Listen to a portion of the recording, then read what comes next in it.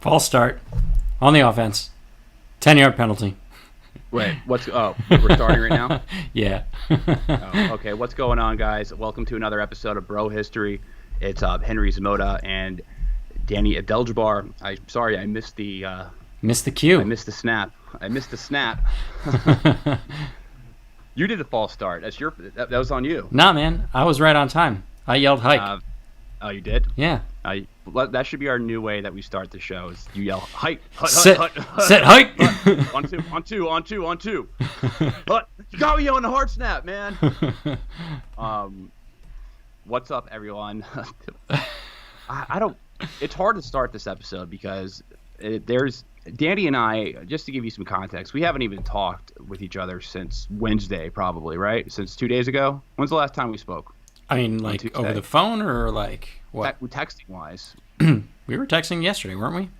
Yeah, I guess we were, but I have no idea what this episode, like how this is going to turn out today, because I imagine we'll both have our takes that are different, and we'll agree on some stuff, but it's going to be interesting nevertheless. I guess the first thing I should ask you is how are things where you live right now, since you are in a hotspot? Yeah, I mean, just a kind of interesting thing. My girlfriend's been hooked on this Citizen app. I'm not sure if people know what that is, but I haven't downloaded it myself, but she's shown me it a bunch of times, and it's like I don't know. It feels like it's listening to the police radio, but it's not, right? It's like a map, and a bunch of people are like self-reporting on things that are going on in the neighborhoods, specifically like crimes and stuff like that. And you can actually see live streams that people are putting up. And my girlfriend's been just like nonstop watching the live streams of like different protests that are happening in and around our neighborhood.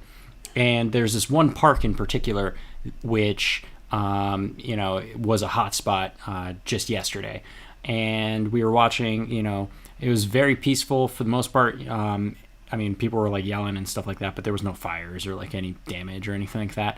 And we were watching this one guy give a speech, and it was very impassioned, and it was like interesting, and we kind of got this feeling like, I wish we were there, So today, we walked from my place to hers, from her place to mine, I should say, and the park is in between both of our apartments, and we were like right up against the curfew, which, by the way, we have 8 p.m. curfew here in New York City. I know that other cities around the country have it too, and so we're kind of like rushing to go, and we're like half nervous that we're going to get blocked up by a protest and not be able to get home in time for the curfew. And I kind of have my reservations about being arrested because I don't feel like they'd treat me very well. But we were also kind of half interested in rubbernecking and like maybe walking down the street with them for a little while in the general direction of my apartment. And when we got there, nothing. Totally empty. I was hoping to have maybe some video or something cool to show. But we missed our chance. That was yesterday. Yeah, I keep on hearing stuff go on, and right now there's someone banging something against something. When I was outside earlier of my apartment, and some guy was hitting a mailbox with some type of stick over and over again. Weird. But he was alone with just one other person, and he's a protest act, and I saw. Someone's hitting something again over and over again outside my place. So it has reached me. Unfortunately, at least remnants have reached my neighborhood. But for the most part, things are. I haven't walked into any type of like major escalation or anything like that. The biggest thing was outside of my apartment on Tuesday night. I guess it was the first night after curfew, when they started blocking all the roads. There was I start hearing the protest come up. I think they were coming. I forget what avenue they were coming up. I think they were going down Madison, I want to say, and they were. I can hear them chanting, and I'm also seeing the cops set up in riot gear, like outside my window. I'm just poking my head. Mm-hmm. I'm like the nosy neighbor in the Bewitched show. I don't know if anyone's weird enough to get that reference. That is a throwback and a half. Yeah, it is a throwback. I watched a lot of TV Land with my mom when I was younger. So there was cops, and my head's out the window. There's like a bunch of people on their fire escapes, like looking out, and I see cops just getting ready to roll, like, and then I hear the noise. I'm like, oh shit, there's going to be a collision right here, absolutely. So I'm sticking my head out, expecting something, and there is a minor like interaction, and the cops just let them pass. So it wasn't anything really too juicy to report. So that was the closest thing I saw. What I've mostly been observing over here in the uptown of New York and in the Upper East Side area, because I've really been isolated to this area since the beginning of the week. I can't go too far because I won't get back in time for curfew. See, that's the problem. I would go explore further, but my bedtime is at 8 p.m. So I have to go. I have to make sure that I'm going home by 7, and I can't leave I don't leave during the middle of the day because I have things to do. Yeah. So I so I don't really get to explore other parts of the city. But I'll tell you what I see. So from the ground in the from the Upper East Side of Manhattan, I'll usually see people around 6 p.m., 6 p.m. or so. I'll see a mix. There will be a lot of protesters. And this is more related to like Tuesday, Wednesday, earlier in the week. There are protesters, people with signs, but they're not actively protesting. Like they've done their, either going to a protest or they've finished protesting for the day. I've seen somebody. I saw one group of youths, young men, young men. The Utes. The Utes, walking up the streets with like curling rods. So, not curling rods. Like a rod that you'd put a curtain on. Curtain rods. Curtain rod. Mm-hmm. Curtain rods. Curling rods. Curling rods. I don't know how that sounds. I mean, that sounds like an ineffective weapon, right? The curling brush. So. Hey man, those things get pretty hot. I don't know. So that's, that was the menacing protesters or rioters that I saw, and obviously confront them. I met up with my friend, and we were just talking outside, like just kind of observing things, and we were just like, look at that fucking kid. That kid's going up. That kid is probably going to either use that toy or what. So, and then I saw, as far as like peaceful versus rioters, I think the line is very blurry for people. But at this point, some of the people seem just kind of like typical, white liberal New York Cityites types, and then there are other ones who more so look like they were Antifa kind of lefty commie types. So I saw a bunch of kids with most of these were kids, like I'm saying like 18, 19 years old, just black shirts, black mask, kind of like scrawny white boys type of thing. And earlier today I saw a bunch of I saw a number of them like just lounging in the park, just I guess after a day of kind of spreading the revolution. They wanted to enjoy the scenic architecture of a park that's been built 150 years ago. So that's kind of my observation so far. Nothing really too juicy. I don't have any world star hip hop videos to share with anyone. I just hear noises at night. So what is that a same type of thing that you've been witnessing? You haven't directly confronted one of these protests? Yeah, for the most part, but I've got really good friends who are very active. One of my roommates, he is very he's a big supporter of the movement. They collected a bunch of donations so that they can purchase things like PPE, like masks, hand sanitizer, water, stuff like that. And he's going out there and basically like, showing solidarity, for the black community, but also making sure that people stay safe out there too, Stay safe from COVID-19. We're all going to be crowded together and ignore all the CCC guidelines that we are subjected for the past 3 months. Let's all gain together and let's stay safe with these masks. I mean, do a good job. Yeah, I mean, at a certain juncture, there's a I struggle with this because obviously, on this show, people who listen understand that I take COVID-19 very seriously. There's even some folks that criticize me for it. At the same by the same token, it makes sense to me why people would go out and decide to, you know, risk themselves and risk the state of the Everyone pandemic. else that we've been warned to Mm-hmm. that we were going to kill because if we went outside, stay at home, stay lives. So now it's time to. The cause is more important than the lives. Your grandma, everyone's grandmas are now at risk. Yeah, man, See, it's it's so revealing. it's a troubling it's a troubling paradox for me. It's a very troubling paradox, I'm sure, for a lot of people. Mm-hmm. But for people who like people who shut down their businesses for the past 3 months, who are subjugated to closing their livelihoods, being incredibly inconvenienced by the state restrictions of commerce. Now that they see that you are able to, COVID-19 is not a threat anymore for some reason, or at least, I guess, a political protest takes weight over their actual commerce and livelihood.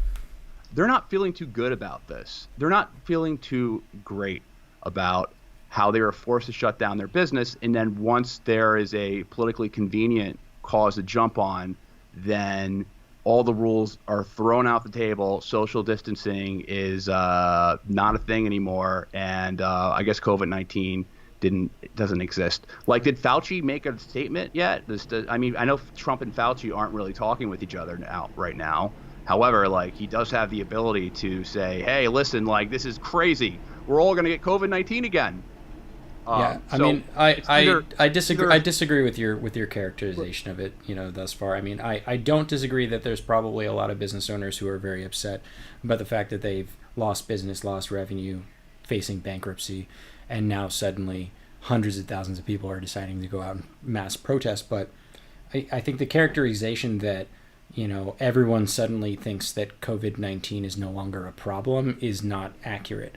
I think people are especially protesters, are very aware of the fact that they're taking a huge risk and they're doing, kind of a big disservice to stay-at-home orders and flattening the curve to do this. But in their eyes, from their perspective, they see this as a national emergency that needs to be shut down now. They can't wait until we have a vaccine to raise the issue because it's a fresh wound right now.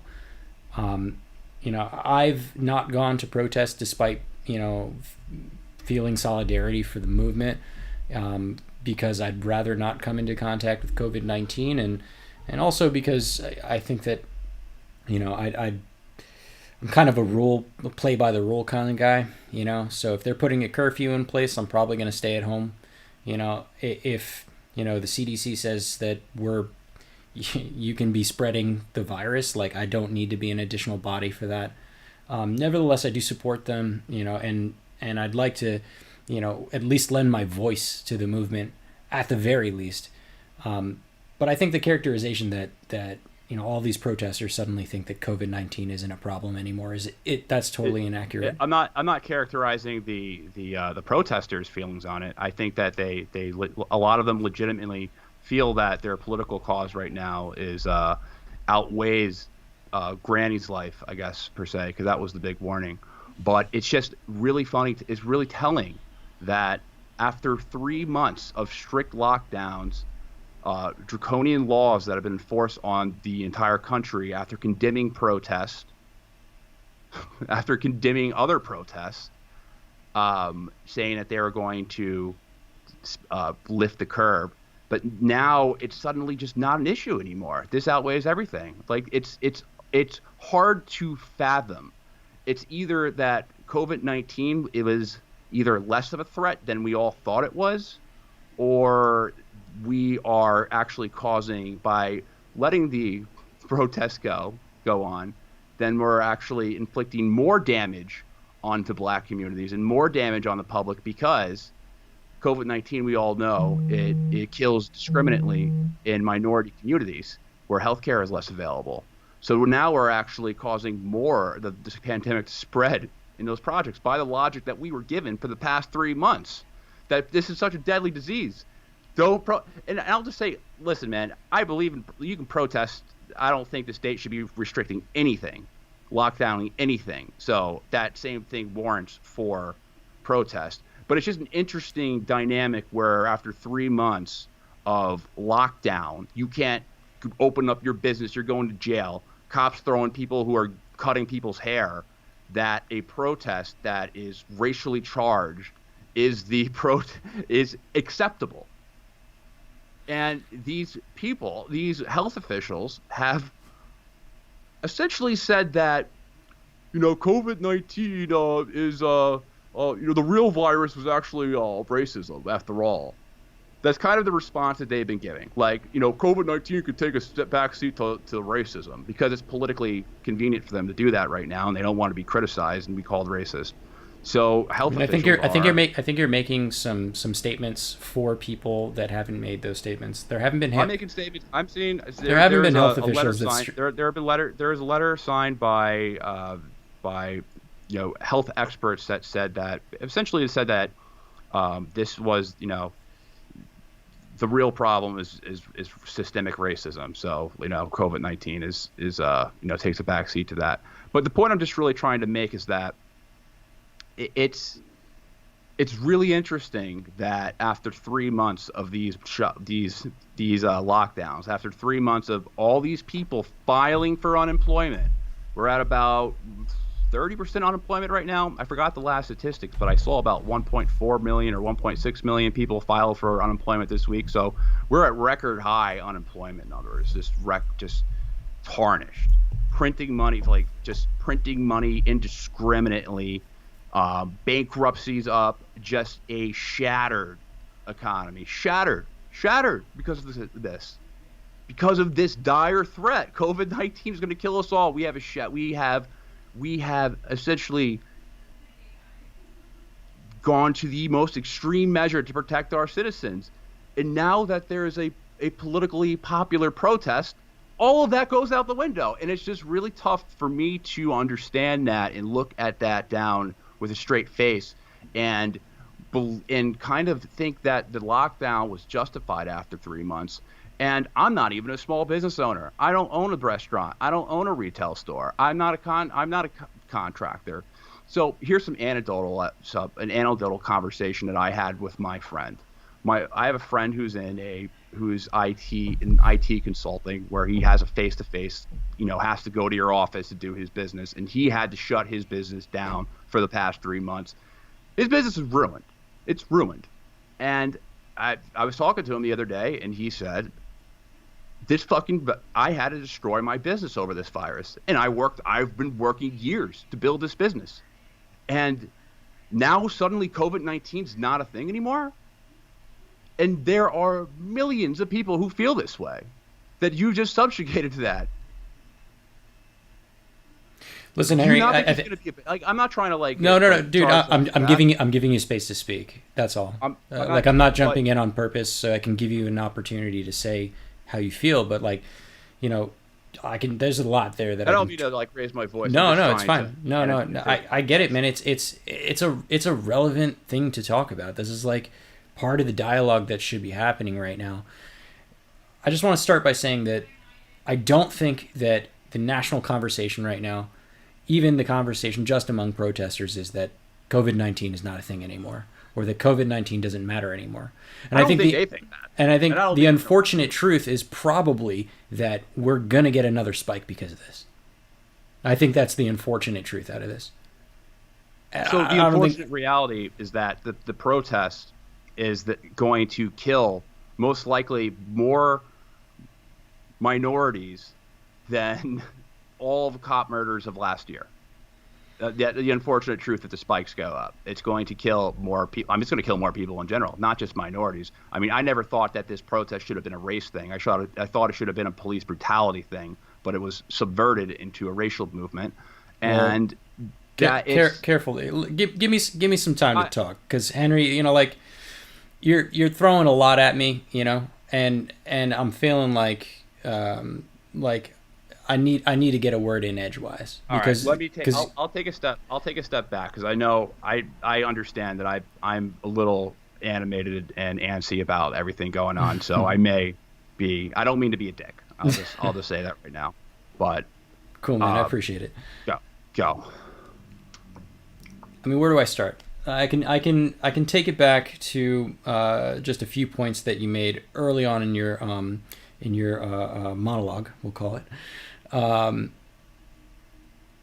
I don't want to set up a moral equivalency between protests. You pointed out the fact that there was a lot of people that were heavily critical of a group of folks who across the country stormed, Capitol buildings and things like that, wearing fully automatic weapons, protesting for their right to not wear masks and not be under a lockdown and not feel like they're being oppressed. I think to say to I don't I'm trying very hard not to set up a moral equivalency here, but it's really difficult, because these people, while I think that there are some merit to the concerns of a lockdown. I'm open to hearing about it, and I've been open to your concerns about it the entire time we've been covering coronavirus.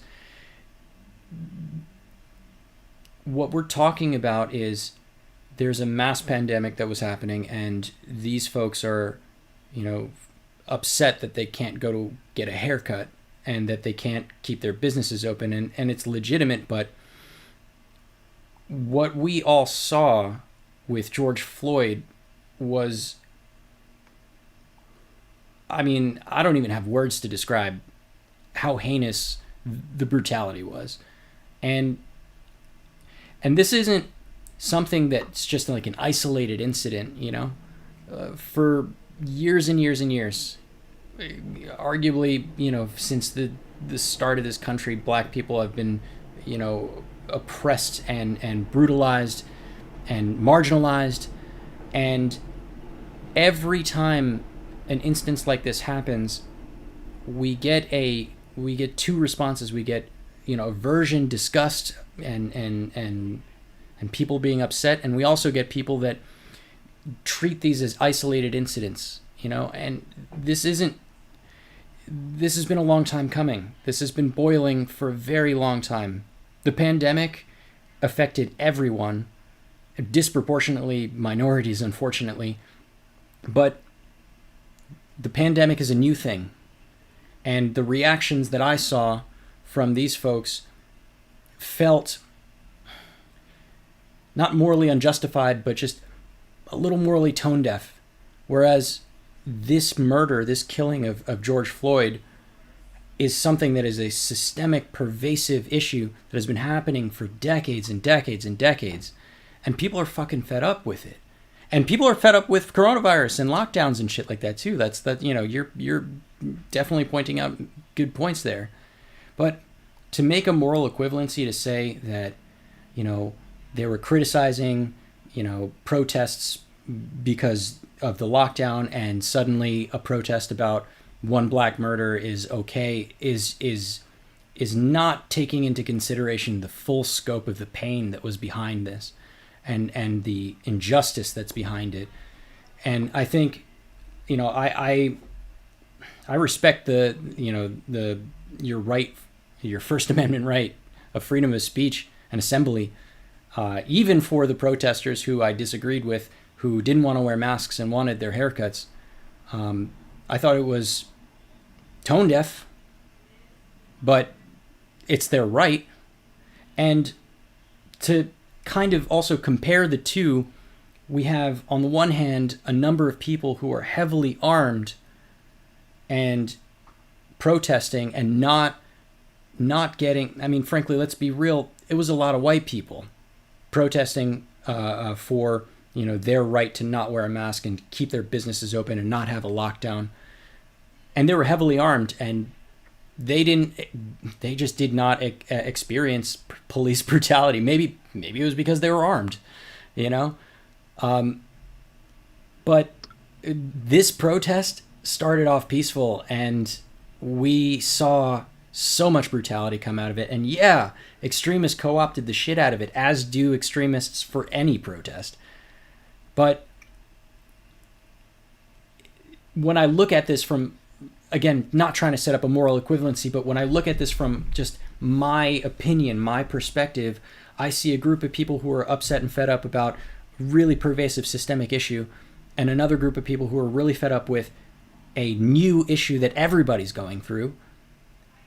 One of them's armed to the teeth, and the other ones are legitimately peaceful protesters, and the ones that start off peaceful are the ones that get brutalized, and the other ones are allowed to do it. So I think there's fair criticisms on both sides, and I'm very just. It's hard to get over the fact that COVID-19 is still real, and that I think that this presents a clear and imminent danger for another spike and another wave. Can you do me a favor? Can you send me the YouTube link so I can tweet this out? I already have. Oh shit! All right, just detour. Oh, No I'm worries. gonna respond to what you said. I forgot to. Forgot to tweet it out. Anyway, I guess it's so hard to talk about, and it's not because of like some cognitive dissonance. It's just because of how complicated the situation is. It's not cut and dry. It's not coronavirus is on and then coronavirus is off because of a politically expedient cause. It's both are happening at the same time, and we have to like wrestle with that fact. Well, I want to go. I want to just be clear that I think people have the right to protest. My position has always been that I thought that the lockdowns were a mistake. That being said, I agree with the protest. It's pretty. My logic is pretty simple. However, I think the more important thing to now here's my concern about the protest, and I think that you're going to agree with some stuff. You're probably going to disagree with some other. And COVID-19 outside the conversation. So this guy was murdered, and a very disturbing footage was released. Everyone saw this. It was very bad. It was very gross to watch, and the fact that there was really no sympathy from the cop who killed him made it worse. Yeah. And it was a highly disturbing thing to watch. And I understand that this is I'm going to try to say this without. I got to choose my words wisely right here. I understand how this became a racial issue right away. It's a white cop killing a black dude brutally, unmercifully, and he should be tried with murder. He should be charged with murder along with all the other cops who stood there and basically were his lookout should be charged as well, which they all were. And I understand after having cops occupy your neighborhoods like they're British redcoats, that there's a lot of frustration with police officers. And I understand how you can dealing with that every single day, you will think that the conclusion becomes it's because of your skin. They're just here to really exploit black communities. And to a large degree, there are laws in place that absolutely do exploit black and Spanish neighborhoods, like the war on drugs, which I think we both agree on. The war on drugs is immoral, and it causes a lot of unnecessary violence in the drug trade, Yep. and a lot of people to be incarcerated, and a lot of broken families are due to the war on drugs. So, I think pointing that out is important because I think that's one of the main reasons why there's so much police brutality in minority neighborhoods. That being said, I understand that tension comes up, but cops, the issue to me was that cops are overly militarized in general, and it's not necessarily a race thing. I mean, yeah, there's a lot of racial profiling that goes on. There used to be a law in New York City called stop and frisk. Mm-hmm. And the stop and frisk law was blatantly racist. I will say that right away. That was a fucked up law, and I'm glad it's gone. How cops could just say, "Up, you look suspicious. Like, come over here." Like I, but cops kill everyone, and it's not just like cops are going around hunting black people. A lot of cops are it's an abuse of power thing. You know, they're killing both black people and white people and Spanish people and Native American people and every single color, creed, religion. It's that unfortunately there's more interactions per capita. I mean not per capita because there's more, I guess, whites. When you look, I didn't want to dive into like these stats because everyone talks about these stats. You know, there's more whites that are killed by police, but there's a higher percentage of black people who are killed by the police per capita. You know, it's a per capita basis. But you know, white people, you know, despite there being more white people being killed, uh, black people are what, about 15% of the population. But the reason why is because there's more interaction with the cops. Like that's why the statistics are like that. Um, And the but reason why they have more interaction with the cops is due to policies which disproportionately target minorities, specifically black people, like the war on drugs. It's a full circle. I agree with you that a giant problem is the militarization of police, and this is the only topic that, you know, for today I actually did a lot of research on. The rest of this is going to be an open dialogue, but I don't think it's an either or, it's an and. Police are militarized, and that causes a lot of violence and brutality, and the police are disproportionately targeting black and minority people for said brutality. And as you pointed out, you know, rightfully so, the drug war is a huge systemic issue that is directed specifically at minorities and minority communities, which cause the interaction that you say, cause the higher interaction rate with the police, which thus causes the much higher clip at which black people and minorities are brutalized and murdered.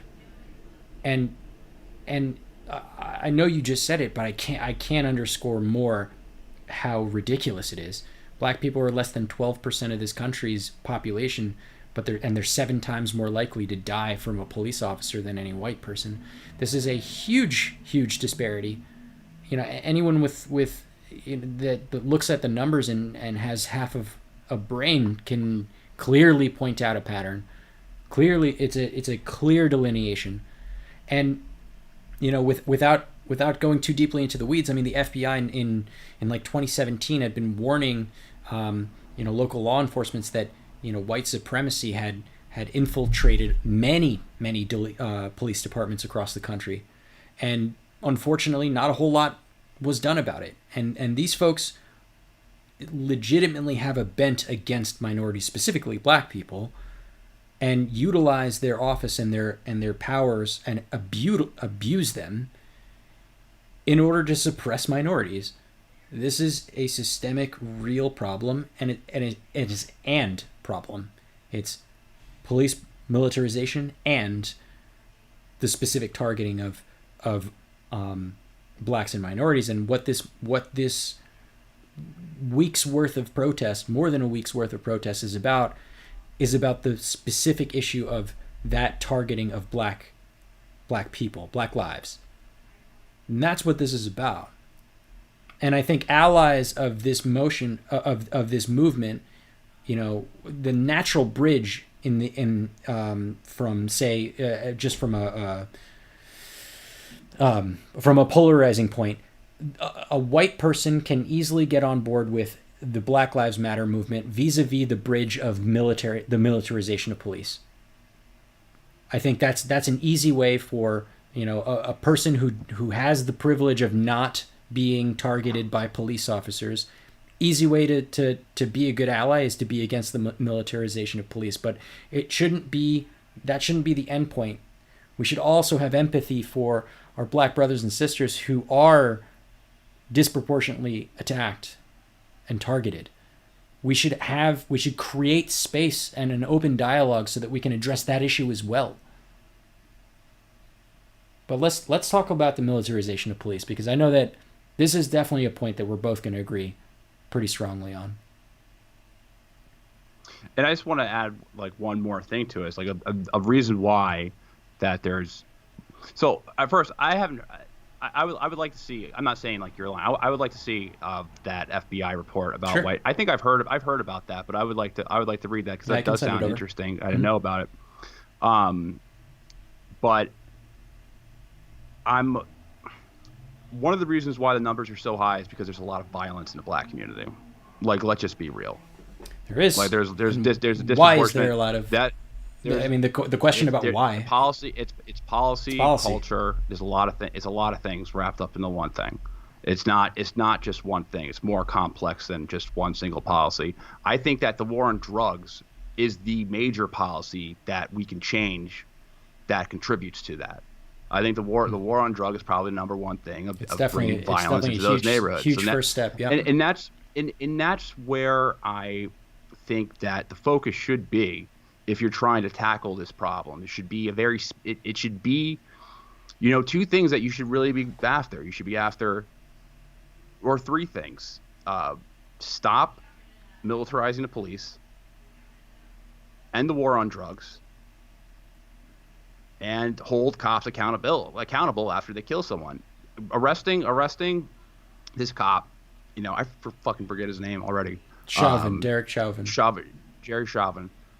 Arresting this cop was a great start, because it is very, very infuriating when you see guys like the cop who killed Eric Gardner get off. Yeah, and I mean, it's incredibly frustrating. It's incredibly frustrating when you see a cop get off who blatantly murdered somebody. Yeah, the issue there though is that they arrested. Well, first they fired him, and then people got very upset because he was on administrative leave, which, if I'm not mistaken, is a paid leave. And then they arrested him, and they set his bail at $500,000, which in many cases you can get off with just 10% of that, so $50K to let off a brutal murder. And then they completely let off the other three. They weren't considering charging them with anything until this major protest around the country erupted. It took them days to consider bringing them to justice, when they were clearly on video aiding and abetting this man's murder. And so this is why we can't just stop at militarization of police and poor policy. We have to face the race issue head on, because this is the family of George Floyd wouldn't have gotten justice per all four of those officers if we did not take to the streets. And that's the unfortunate reality for so many black people in America. I mean, we can't have a riot for all of them. It's just, here's the thing. I agree, man. Those cops would have got off. I don't, if there was no footage, that would have just happened. And he would have been the funny thing is, if there was no footage of that, he would have been labeled a COVID-19 death, most likely. Actually, there is a report that said that he did have COVID-19. I'm not even joking. He would have been labeled a COVID-19 death if that wasn't felt, which is just which is like, if you have a dark sense of humor, it's funny. I mean, I have a dark sense of humor, so I do find that kind of funny. But it's horrifying, obviously, that he most likely would have been, if there wasn't a reaction like that. That guy. I mean, there's legs to that. It would have just been an off the books COVID-19 death. Well, yeah, because the police department would have swept it under the rug. And I mean, you saw the coroner's report, right? Coroner's report for George Floyd's death was like, oh, there was no, asphyxiation. He had heart problems, and maybe also he was taking drugs. The fuck is that? Like, I saw the video. I watched it. Everyone watched it. I watched the video too, and it's. I mean, everyone's watched the video. I don't need to fucking state that, but it's it's interesting. I was talking to somebody who was like, they found out that, he had drugs in his system and, he had a criminal past or something like that. And I was like, So, I don't care. yeah, Like, who cares? Like, how is that relevant to if he had a criminal past or not? Like, it would have been wrong if he was in jail, if it was a prisoner. Like, right. if he was It's a human actually being. in prison for serving for a murder, it would have been wrong for him to be executed like that. Um, so like I never understood. I thought that was like a weird thing, or is a weird thing It's a that weird some talking people are point. kind Yeah. of. It's a weird talking point that some people are trying to bring up. I mean, on the right primarily, Hmm. where uh, I don't. It's not a good talking point because there's plenty of talking points that they would be better for them. But it is they're like, oh yeah, he was a criminal. It doesn't matter. It doesn't matter if he was a criminal or not, or what he did, or if he was even that was clearly wrong. But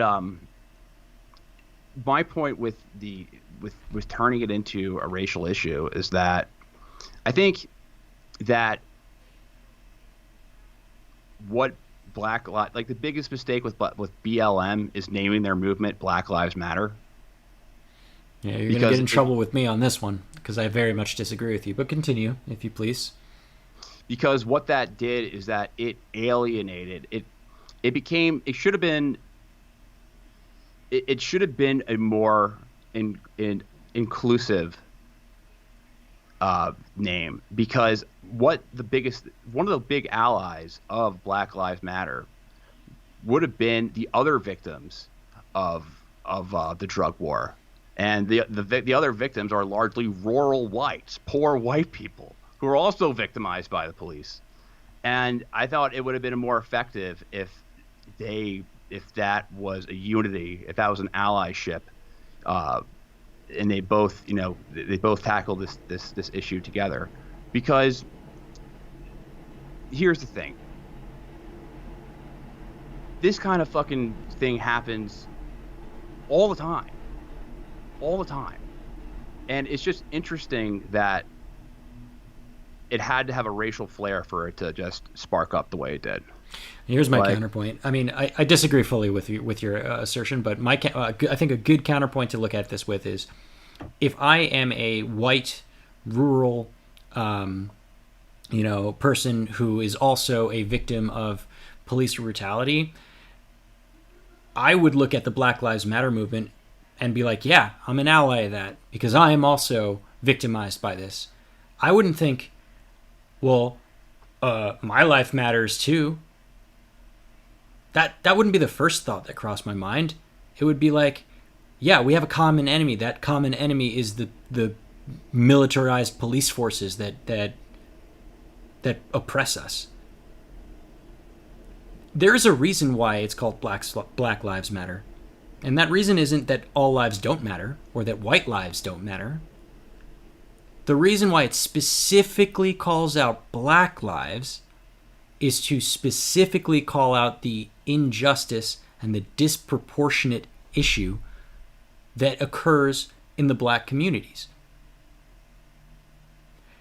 Could you call it all lives matter? Could you just call it anything else, or Black Lives Matter too? Yeah, you could. You could call it Black Lives Matter too. Right, you could. I But think that's not the would probably be point. better, That is not better the messaging. that is not the It's not point. a three-letter acronym, so it doesn't brand as well. That is not the point of the movement. The point of the movement is to specifically make you feel uncomfortable about the fact that black people are disproportionately brutalized by militarized police, without question. It is intended to make you feel uncomfortable because it is an uncomfortable issue. It's the, as many people call it, the original sin of the United States is slavery, and a lot of the issues that we see today are ripples, waves, echoes of said original sin. And we're all uncomfortable about it. We're all uncomfortable about the fact that, yeah, we're pretty fucked up to minorities in this country. And so I think people are sorry. I think people are averse to, making this, about a racial identity, because the uncomfortable truth that it is really more fucked up to one side than it is to others. It's honestly just calling a spade a spade. But the statistics don't really say that, to be completely honest. Like, it's hard for me to jump to that conclusion that this is indiscriminately just a solely, racial issue for African Americans, for blacks. Um, it's like I said earlier. It's like there's more interactions with the police. It's kind of like the name Black Lives Matter. It kind of just, the messaging comes across as, this is none of your concern. This is our problem exclusive. Like, this is our, like, our cross to bear only alone. When police brutality stretches is not, it stretches to every single race. Like, that's the point I'm trying to make. Like, there is plenty of outrageous footage, and I hate talking like racial U.S. politics. I don't enjoy this topic at all. But there's no point of doing this podcast if you're not going to speak your opinion, right? It's there's outrageous killings of people who are not black, and it's kind of just not really noticed. It's not really noticed, and there's a lot of visual evidence too. And I'm just trying to make the point that it's a police problem more than a race problem. Yeah, and I'm making the case that it's a police problem and a race problem. And I think this protest is about the race problem as well as the police problem, not solely just the police problem. So let's tackle the police problem, because I think that's the only point that we're going to agree on. Yeah, we're gonna butt heads on this and bore people to death if we keep on hitting this. So let's talk about the militarized police, and what steps that have, back in the 50s it was Sheriff Andy and Sheriff Andy and Woody, who was the Andy Griffith Show. Oh, I didn't watch the Andy Griffith Show. I'm throwing out old 50s, 60s Bewitched, television shows. Andy Griffith Show. What else do you got? Andy Griffith Show. Sheriff Andy. Any I Love Lucy in you? I don't know. Ricky, Lucy, I'm home. Or the Honeymooners. One of these days. One of it back when threatening your wife with physical violence was fine. Yeah, that's not cool anymore. It was never cool in the first place, but yeah. It was someone thought of that, and someone thought it was hilarious. Someone was like, "This is great, good stuff." Do it every episode. One of these days. All right, let's talk. So have him threaten to beat his wife. Let's talk about the police. Right, let's bring it back. Okay, so I think you can't really talk about like the militarization of the police without like talking about like a brief history of the police, because it's had an interesting trope. So early American policing was kind of like England during the colonial times. It wasn't like centralized. It wasn't federalized for sure. It was just a bunch of volunteer groups, privately funded, part-time officers. It was a libertarians wish list, and due in part to like urbanization and city growth, what we see is like the development of police departments, centralized, federalized police departments. And the first one actually was in Boston. That was 1838. And I also want to point out, before I continue on, when I started doing my research for this, not to bring it back to an old wound, an old conversation about censorship, but I was searching for militarization of police, and the first article that came up was the Koch Institute. And I was like, okay, well, the Koch brothers are very conservative. Sorry, that was kind of a side note, but the article is actually very well done, very well written, a lot of facts. The Koch brothers fund the Quincy Institute, which is probably the biggest responsible statecraft think tank there is in Washington. So Yeah. they fund different things. They're not like No, neo. I know. It's They just fund like, a lot of different things. They're not straight up neo. They're not Sheldon Adelson. yeah, I'll give you that. I'll give you that. But they're not, bastions of like bipartisanship either. Yeah, they have their issues, but not everything they touch is bad. Yeah, but I was just saying the first article I see is like a Koch brothers Institute article, and I'm like, huh, okay, let's take a look. Anyway, so really great article, and I want to pull out some of like the good points from that one. But to come back to the early history of the law enforcement. So Boston was the first police department in 1838. Then basically the only federal police force that we had was the United States Marshals. They were around for a while, pretty much right up until the end of the Civil War. After that, then we created the Department of Justice, the FBI, and a few others came after. So today, though, we have a giant policing force in the United States. Like it's very different from what we started with, and understandably so. Yeah, our population grows, as does the police force, but some interesting stats. So we have more than 18,000 local, state, and federal law enforcement agencies, over 420,000 law enforcement officers. Every year there are over 10 million arrests made, and more than 600K of those result in an admission to a state or a federal prison. So prison industrial complex here. And then it also costs taxpayers over $126 billion a year for federal, state, and local police protection combined.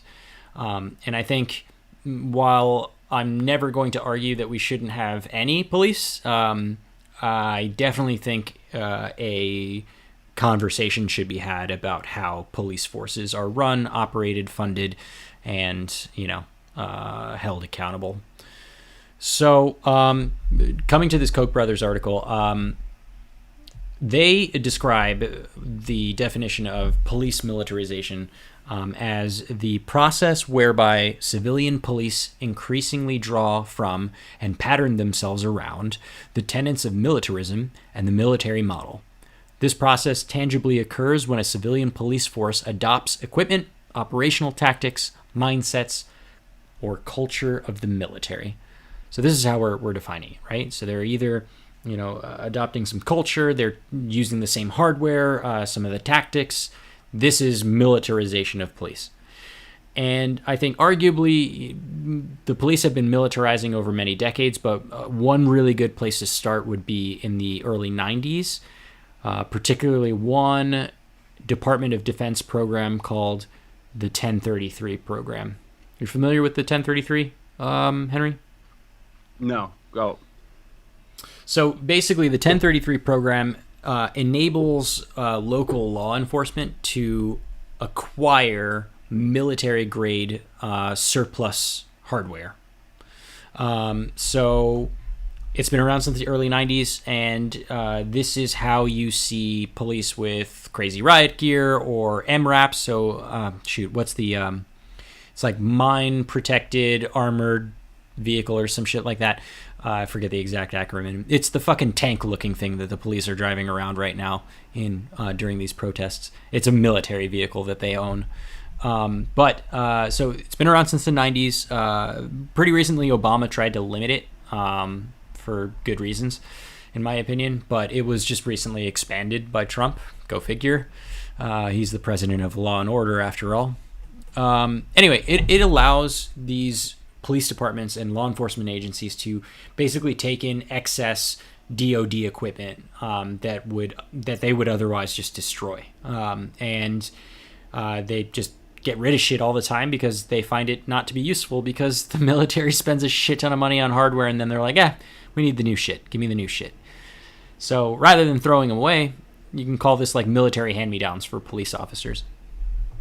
So some stats. Over 8,000 law enforcement agencies have utilized the 1033 program to access more than $6 billion of military equipment. So we're talking about like night vision goggles, machine guns, armored vehicles, fucking bayonets, grenade launchers, and like military helicopters. What the fuck do they need a grenade launcher for? I don't fucking know. And it's funny that you say that because I remember when I was younger reading an article that Robert Kelly, the former head of the police here in New York City after 9/11, had maybe acquired surface-to-air missiles to protect New York City. Apparently, it was debunked, but something tells me they might have gotten some surface-to-air I mean, that missiles. totally would have been supported after 9/11. Yeah. You know? Like, well, if another plane goes down, you know, NYPD's got to have the right to They got a fucking Stinger missile, you know, like, Jesus Christ. No, but we're going to be giving our cops Patriot missile systems. Yep. They're going to get THAAD and also the S-400 system from Russia. Baltimore police is not getting federal funding because they signed to buy they have a contract with Russia to buy S-400s. I mean, all joking aside, it's a little ridiculous, right? And I think, you know, you can make it, like, we're being a little bit unfair, you know, because other things that they get from this program is like, you know, field packs, canteens, sleeping bags, ponchos, shit like that. So like non-silly shit. But like the things that get people riled up are the fact that they're rolling deep in tanks and shit, you know, and it's weird. It's very, very fucking weird. So we've seen an increase in the use of this military equipment, specifically around like SWAT teams, right? So SWAT teams and no-knock raids by law enforcement agencies. Actually, one study found that this type of interaction, so SWAT teams, no-knock raids, just paramilitary shit, has increased more than 1,400% since 1980. And part of it is because you just keep giving them more cool shit to use. And obviously, this is not great for public perspective. Public confidence in the police departments have been in decline since at least the early 2000s. There was a national survey from this article that I looked into that said that a majority of Americans stated that they believe the use of military equipment by police is, quote, going too far. And I think that's, you know, I mean, that's how I feel about it too. I mean, what's your opinion on police with a bunch of grenade launchers? I mean, you know my opinion, and I don't think it's necessary. Like, they don't need. I think it's overkill to be stocked with military grade weapons and grenades, grenade launch. Like, what are they going to use that for? That's a good question. What gang? What police interaction would require that, or when has the last time a police interaction has required that level of military power? Like, so are we talking about like a robbing of like Fort Knox or something like that by like a hardly like a I mean, Fort Knox is a fort military group. Fort Knox is maybe. I mean, Fort Knox is literally it's a fort run by the army. I know, so, like, but I'm just saying, like, it's like a movie scenario. Yeah, it's very ridiculous, and it's like, is Godzilla gonna pop up? Like, is that what it's for? I mean, like some King of the Kong, hardware Godzilla are gonna attack New York and rampage. I mean, some of the hardware that they're packing right now, you know, it rivals like some country's military. You know, if we were just to take police officers and like the tech and hardware and, you know, armaments that they have, like, some small countries would be pretty fucking jealous. I wanted to get to this later, but since you brought it up, I'll skip around a little bit. So there was a really interesting point in this article about, you know, this unsubstantiated argument for police militarization, and it goes something like this. So it reads, proponents of police militarization typically argue that the rise of gangs and cartels has resulted in the use of more sophisticated and deadly weapons by criminals, necessitating more heavily armed officers. While research clearly shows that gang membership and activity have both increased, the evidence does not support the assertion that more dangerous weapons are being used during criminal activity. So you asked, you know, like, what gang is like suddenly escalating their game, and, you know, that suddenly warrants the use of a of a grenade launcher to counter it. So here's some interesting stats. So almost 75% of all of the homicides that occurred in 2016 involved either a handgun or a non-firearm weapon other than explosives. I don't know why they wrote that, but I don't get it. So more than 75%, I should say almost 75% of homicides that occurred in 2016, handgun or non-firearm. So only 25% is handgun and above, right? And the FBI's Uniform Crime Reporting Program showed that the number of homicides committed with a firearm between 94 and 2016 decreased by more than 32%. So, gun deaths, gun homicides, going down between 94 and 2016. This data is a little bit old. I'm interested to see how that data might have changed from 2016 to 2020, just because I feel like we're talking about the gun question a lot more lately. I wonder if that's gone up again. But another one, here's the number of robberies and aggravated assaults involving a firearm declined by more than 40% over the same time period, so 96 to 2016. Assault weapons, semi-automatic weapons, military-style features on assault rifles account for only 2% of the guns used in a crime. So there are your stats, Henry. There are a decrease in the number of gun homicides. Most of the gun homicides are done with just a simple handgun. And only 2% of all the gun-related crimes, like robbery and aggravated assault, use a high-powered weapon. So you tell me, do you think that the cops need a grenade launcher to thwart a handgun? I don't know. Antifa is looking pretty tough right now, so I think they should be armed, to the T. Those, how are they going to combat those bricks? It's interesting that they're getting all these hand-me-downs from the military. Yeah. But no, it doesn't seem necessary given the statistics and the fact that crime has largely been going down over the past since the 70s at the very least. I don't have data in front of me, but I know the basic trends of crime. It's been safer. I mean, not now. Right now is kind of it would spike the. It's a small spike. It's a small spike in the grand scheme of things. We're ascending into Mad Max level. I don't know. That's a bit of a stretch. We'll see. I mean, sometimes it feels that way. It certainly does, dude. 2020 is so exhausting. We were talking about this, I think, last episode or a couple episodes ago about how, at least in New York City, crime it has been getting safer relatively almost every single year. In East Harlem, this must have been about 2 years ago when I looked at these stats. I remember looking at the stats with my friend, and we were like, wow, there wasn't a murder in East Harlem yet, and the trend was nationwide. I think at one point last year, London actually surpassed New York in the homicide rate. That being said, I'm just speaking about New York. There's other cities in New York that are incredibly violent.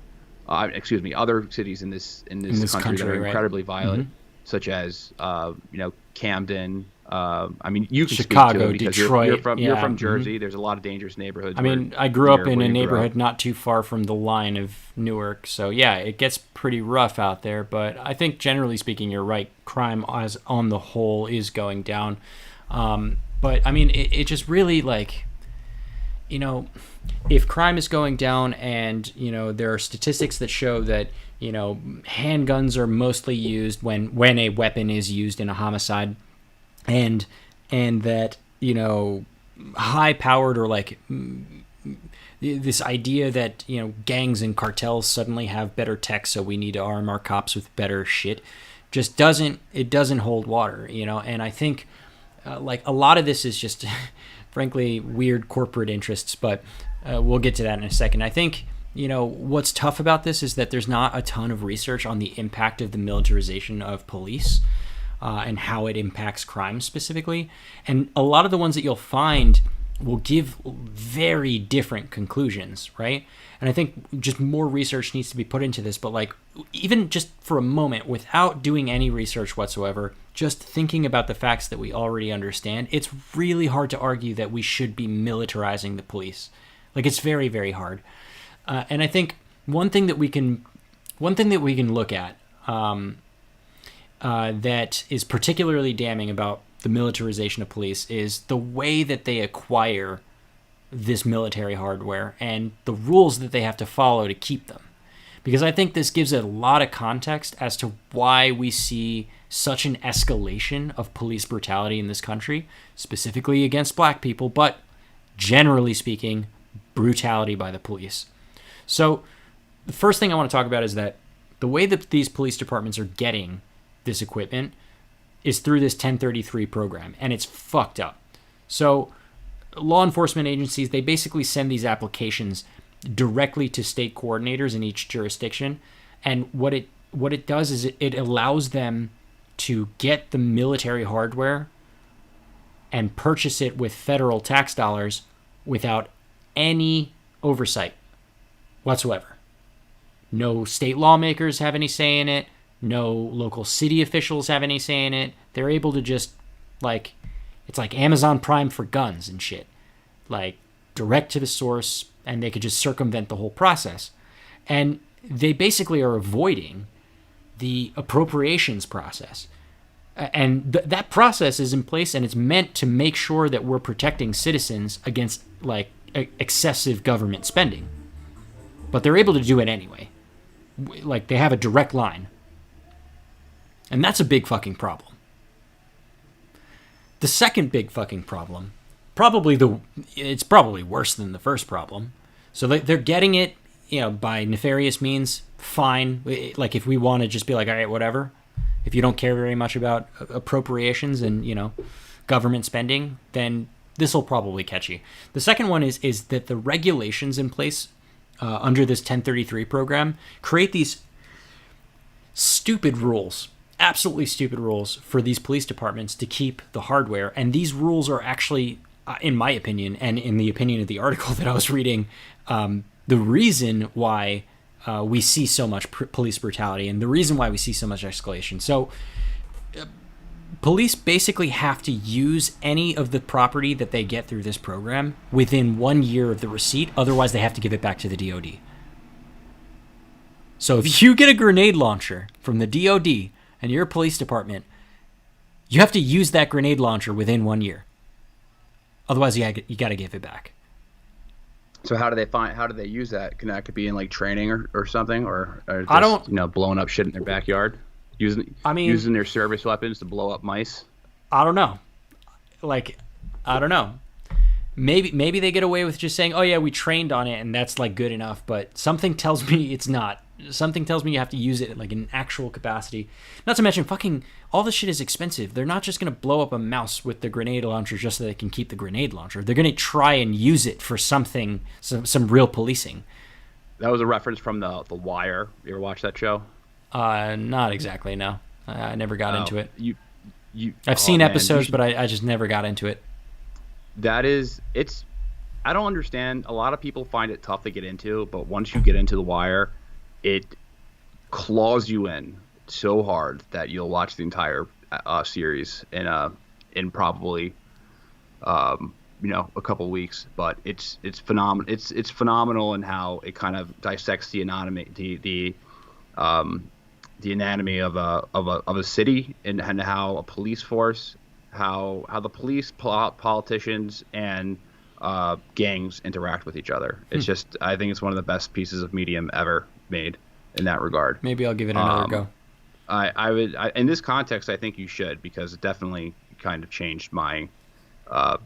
It definitely gave me, I think, more insight than probably anything else into like just modern city politics and how they're all and how essentially they are. Now, something that's also interesting about the police is a lot of departments are trained in Israel.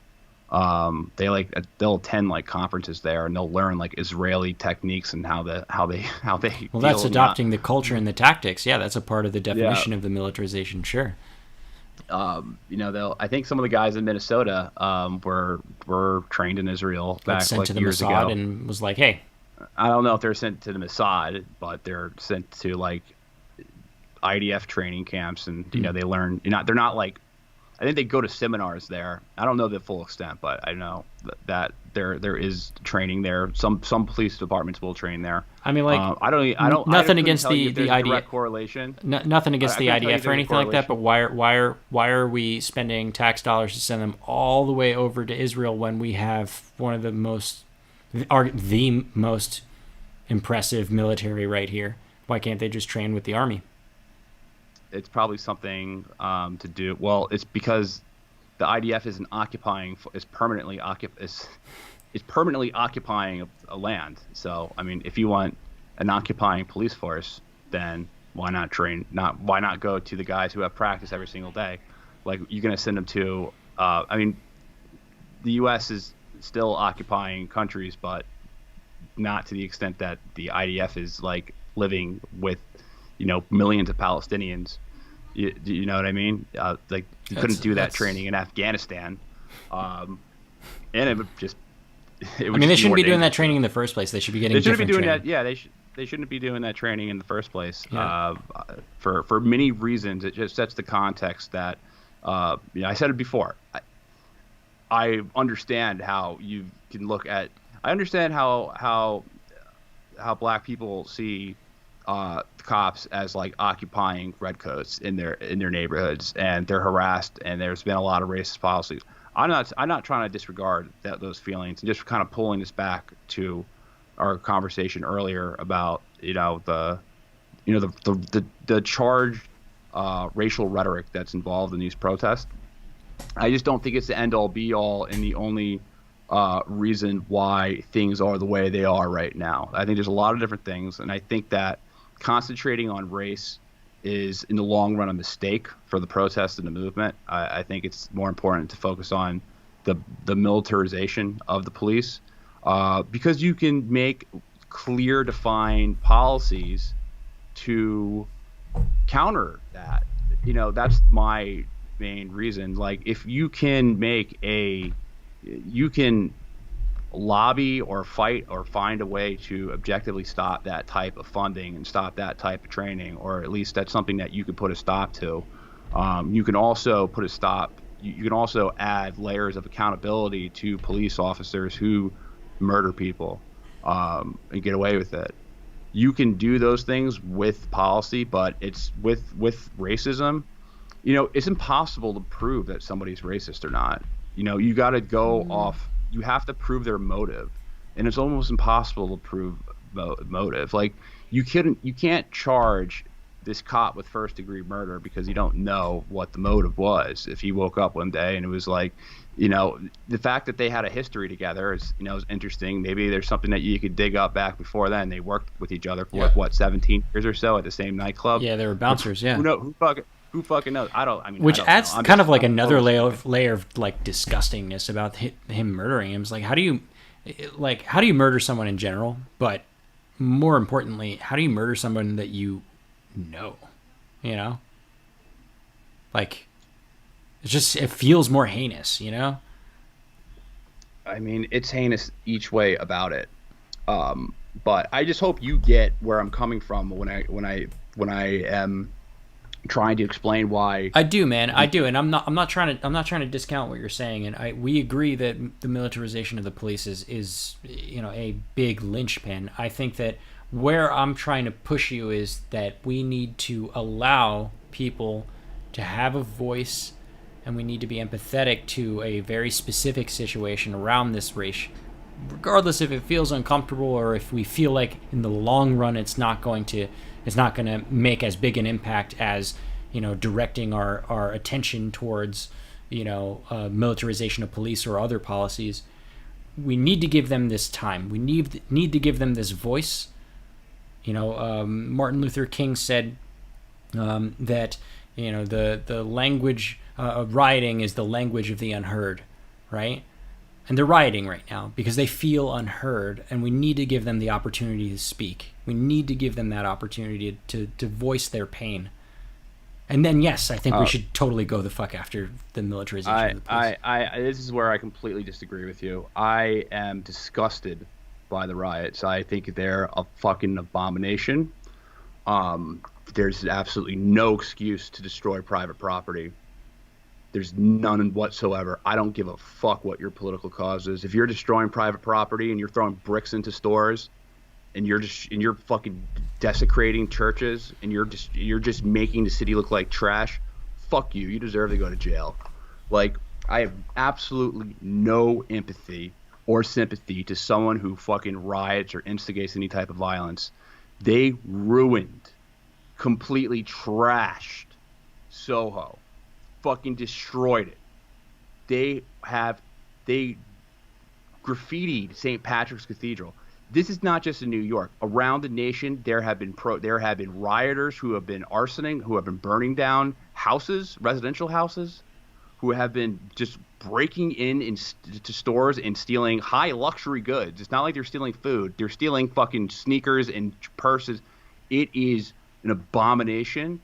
And in the future, people will look back at this and say, wow, that was some evil shit. These people were acted like complete criminals, and the city was at chaos. And I think allowing that type of behavior and not immediately condemning it really adds a very negative feeling towards the American public to these protests. And here's the justice. I've seen enough footage to know that a lot of the protesters are well intentioned. They have well intentions and are not endorsing this type of degenerate behavior. So I'm not saying it's all them or anything like that, but it's fair to say that this has been co-opted by a lot of greed, selfishness, a lot of ideological, a lot of people with some type of ideological fervor for revolution. It has turned into a shit show, and people are tired of it. The property damage is extreme. It's probably going to be over $1 billion. Like, I don't see how it wouldn't be over $1 billion if the LA riots caused $1 billion, and this is going into multiple cities. So I don't think that the protesters do enough to condemn this publicly, or maybe they do, and I just don't, and I'm just not seeing it. But the looting of just these stores has been a disgusting disgrace, and if you're engaged in that type of behavior, then you belong in jail. Like, you belong in jail. So I just don't think that your feelings get you a pass on acting like a fucking convict and destroying everything that you see. It's I know you're not insinuating that, but like, yeah. So just to be clear, common. like, I didn't stop you because you were making a good point. I absolutely abhor the use of violence, and the way that I can draw a parallel here to how if we take it to Israel Palestine, how there are millions of people in Gaza suffering horrible, terrible atrocities, and then we have a group like Hamas who takes over and uses violence as a means to lash out against the Israeli government for the occupation and for the open air prison that they put them in, and they use suicide bombs and all this other shit, and they send shitty rockets that often don't kill a lot of people but maybe do property damage, but in any case, I abhor the use of violence and the use of destruction of property as well. To bring it back to what I was saying before, I'm not saying that we should allow rioters. I'm saying we should allow people the opportunity to voice their issues about this specifically racially charged issue of the disproportionate brutalization of black people in America. But here's the thing. It's at the point right now where the protests have gone on for about 6 days. It basically has corporate sponsors at this point. Like Citibank endorses it, every single corporation. I have a funny, interesting, well, not funny, but a fucked up corporate sponsor to talk about in a second, but continue. It basically has corporate sponsors, and everyone is universally horrified by this killing. It's not just in the U.S. It's taking over a global fervor. There's protests. There in Greece, there was someone threw a Molotov cocktail at the U.S. Embassy. There's protests in Sweden and London, all for a a A brutal murder murder in the here in the United A brutal States. murder in the United States, which is just quite astonishing when you think about that. That this is spread over into It's other a countries. think It's quite I don't think it's as it's astonishing. I think this shit is a long time coming, and all we needed it, was the fact like that a these protests are extending over to European countries is not astonishing to you. It's I never would have imagined that. Like I mean, I think that I'm not even voicing an opinion. I'm just frankly stunned yeah. that this has reached that level uh of just global attention. I mean, that's So just the way that our media is now. You know, I mean, we in the I was telling you before the show, like, imagine if Rodney King's, attack, was live streamed on like Twitch, like they do now. You know, and if that information had circulated as quickly as the video of George Floyd's death, like how Rodney King's, he didn't die. Rodney He King is didn't still alive. die. He didn't He didn't die. die. But they brutalized him. They sodomized him. So there is a place if you want to take a look at like how often police violence goes on, because I think it's important to note that this happens a lot. Like you go to the freethoughtproject.com, and they have a post about a day. They'll have a couple of posts a day about a lot of either corruption within the police, and they'll have a lot of footage of just extreme cases of police brutality. So I would go to the freethoughtproject.com if you want to just take a look at the evidence. But to just go back on like the protest, a lot of America is not. So I started out. I'll just go with my own. I started out very empathetic towards everything, and I thought that it was a long time coming with these protests. And then I saw how the destruction it was causing, which was just incredibly just gross. I saw how people were using the protest for their own intentions, and I lost my empathy for the protest altogether. That's a damn shame, dude. Because like it's I fucked I'm up. just I'm just gonna be frank. It's I'm gonna a be damn frank. it's a I damn shame, lost dude. I lost my That's a damn my shame. empathy for the protest That's fucked up. altogether. That's fucked up because at this point, here's my point though. The fact that the protest is continuing is enabling the violence. I don't think the point. protest is enabling the violence. It I absolutely will is no. enabling I'll get right behind you and say that a lot of people, a lot of very violent groups are co-opting this.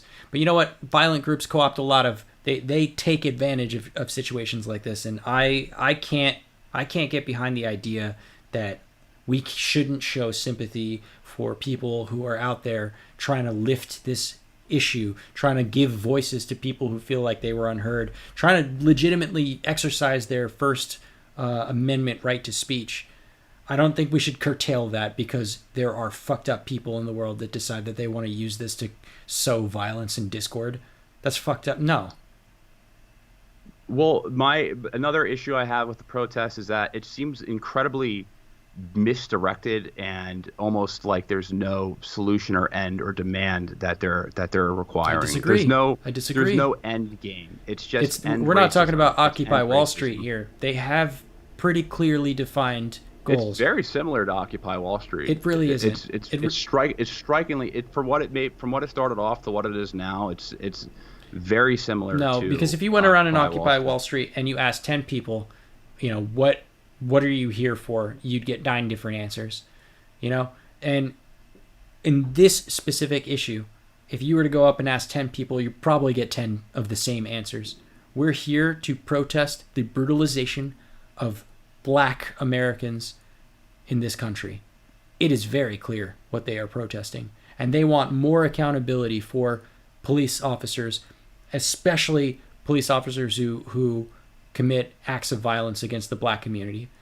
And specifically for this protest, they wanted to have Derek Chauvin charged. They got him charged. They wanted the other 3 people charged. They got them charged. Now they want people to be held accountable. They want this codified into law, and they want to create the at this point global discussion about the militarization and the brutalization by the hands of police.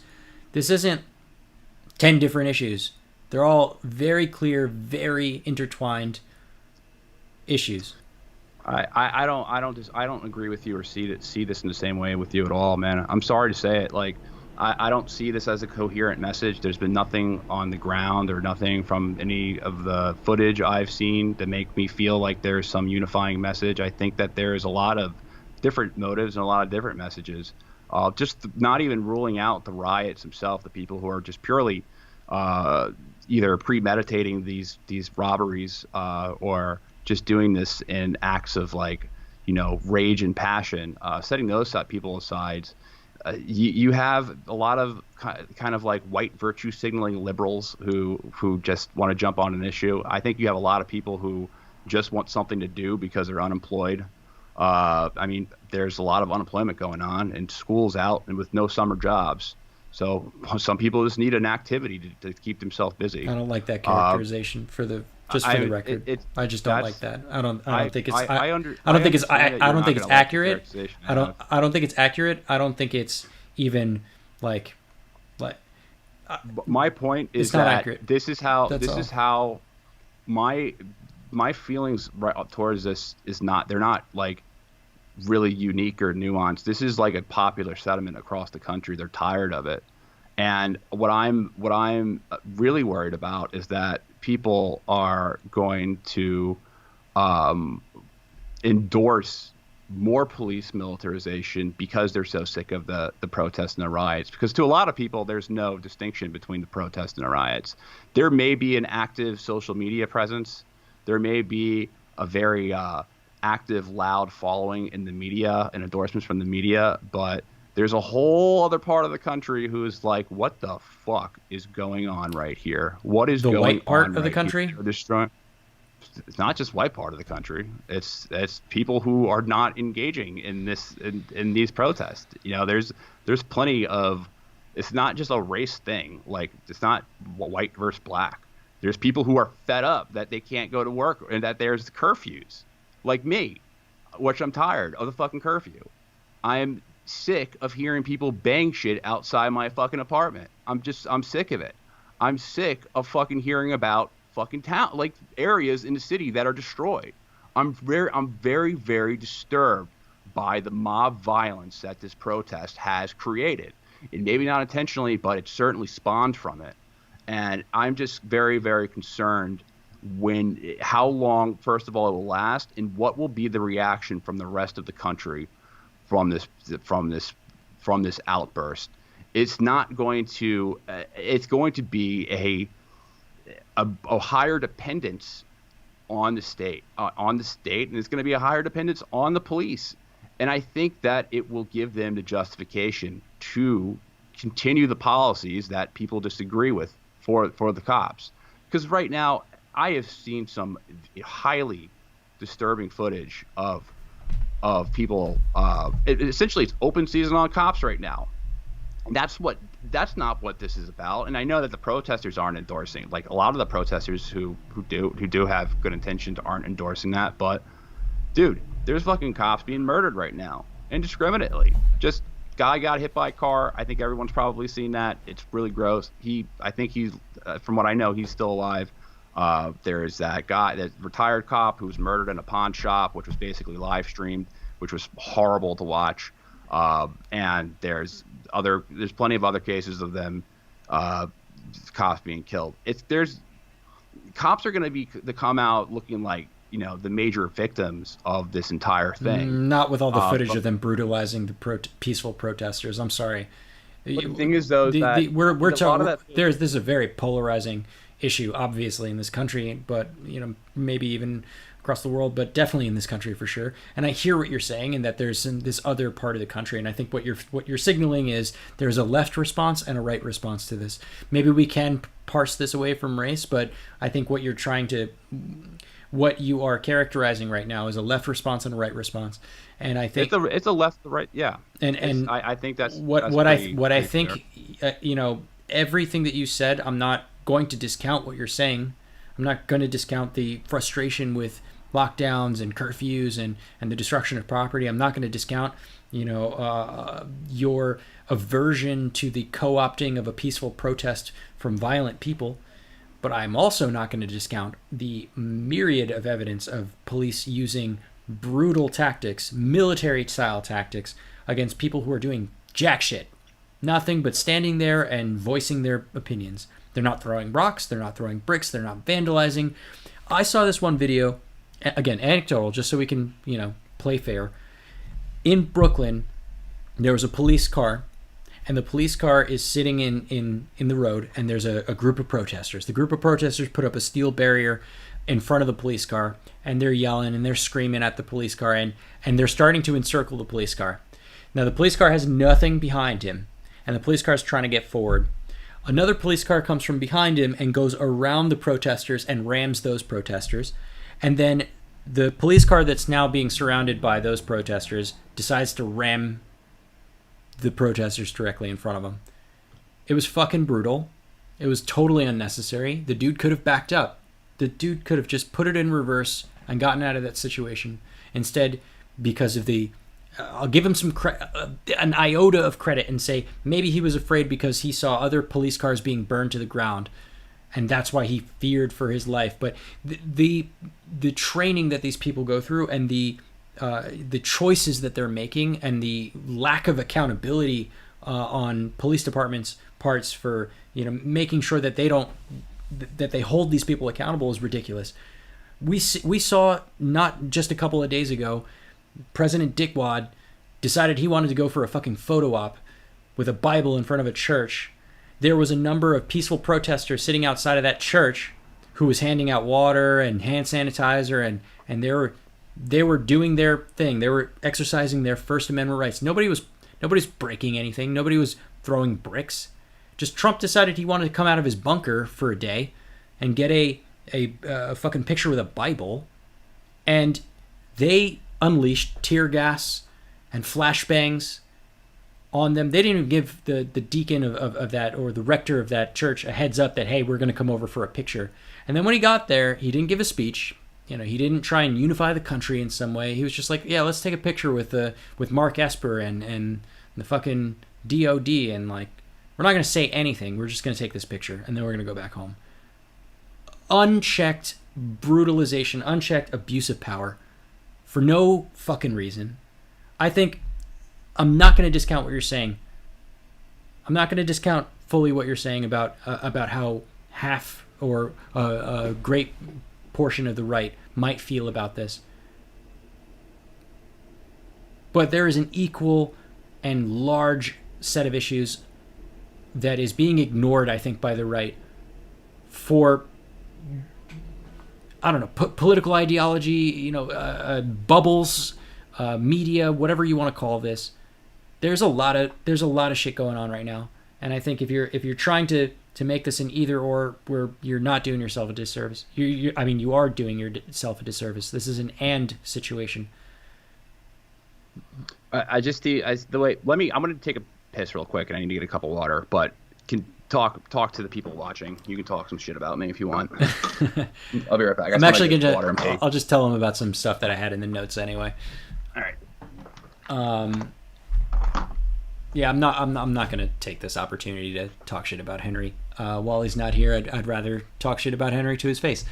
Okay, so we were talking a little bit about the militarization of police officers, and the article that I read, and I was giving you some statistics, and I was talking a little bit about how the 1033 order basically makes it very easy for police departments to acquire military grade hardware, but places these types of regulations and restrictions around around them so that they can keep them. Namely, the fact that you have to use the military hardware that you acquire within a year. And, you know, why would you ever need to use a grenade launcher? The idea that, you know, you'd have to deploy an MRAP or an armored vehicle within a year just to keep the hardware. It sets up these incentives that allow or create the conditions by which police over-escalate things. Jesus Christ. I have the bladder of a 75-year-old woman. All right. All right. Another thing that is crazy about this is that they're also responsible for the transportation, maintenance, you know, conversion. You know, sometimes they can't use like fucking cannons; they have to like take those off. But also the general maintenance of these vehicles. I know, you know, a police officer in New Jersey, and I'm not going to name the department, but they acquired a military style vehicle through this 1033, and eventually they just had to give it up because it was costing way too much just to maintain. I mean, the damn tires on this thing, the fuel, everything about it is expensive as fuck, and they have to use it if they want to keep it.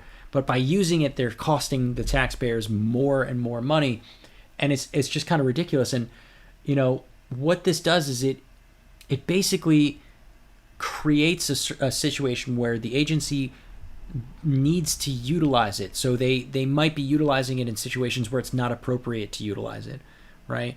They might be using that grenade launcher against, you know, a pocket knife, and it also encourages the police to shift their resources away from, you know, going after criminals who are really big threats to public society, because they want to try and reap the financial benefit of utilizing their military hardware, you know, on things like drug possession or SWAT, you know, like no-knock raids, right? So they want to use their military hardware because they need to keep it, so they're going to focus on doing no-knock raids instead of, say, you know, cleaning up pedophiles on the streets. And it's just kind of disgusting. And I think, you know, there's these patterns of recruitment at police departments.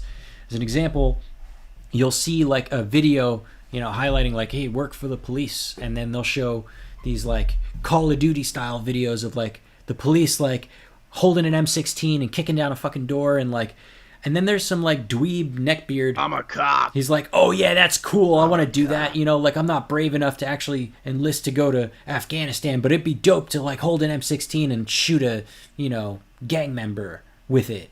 And it creates this kind of like culture, this idea that I'm going to go around and I'm going to stop bad guys with this cool military hardware. And it's actually not helpful for the community, because police should be peaceful peacekeepers. They should be mediators. They should be parts of our community. That's the reason why we've set up police as not an occupying force in a city, but parts of the community itself. And by alienating that, and by like glorifying and fantasizing about, you know, the use of military hardware in a community setting, I think is setting up the wrong intentions. And that was the part that I didn't get a chance to talk about because we went off on a tangent. But I do want to touch one more topic, and then I'll let you talk, Henry. We talked a little bit about corporate sponsorship of, you know, of things, and so I want to read you a couple of quotes. So if you are currently using Verizon or AT&T, like you're I feel like you're part of the problem.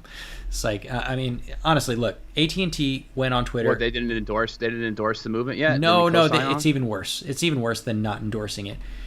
AT&T went on Twitter and they said, advocacy towards equality and inclusivity continues today and will for the future, adding, at AT&T, we stand for equality and embrace freedom. So they're actually endorsing this, right? They're saying, yeah, go protesters, like, let's do it. Here's Verizon's take.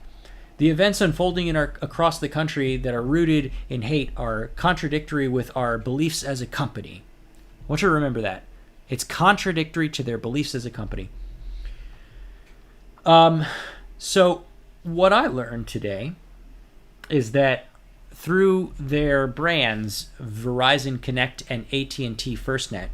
Both of these companies are platinum partners of the National Sheriffs Association, or the NSA, a lobbying group that is basically, I mean, they describe themselves, and I'm quoting here, as one of the largest U.S. law enforcement agencies, which I'm probably sure that that's fairly accurate. They're also, Verizon specifically, is part of one of the NSA's top 3 diamond partners, which is a corporate tier that lets them have like dinner with NSA executives and shit, which is kind of disgusting. Here's the point that I'm trying to get at. The NSA, among the NSA's priorities, is making permanent the 1033 program. Right?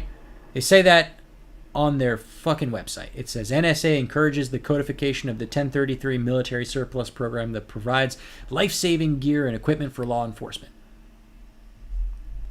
So I want you to think about this.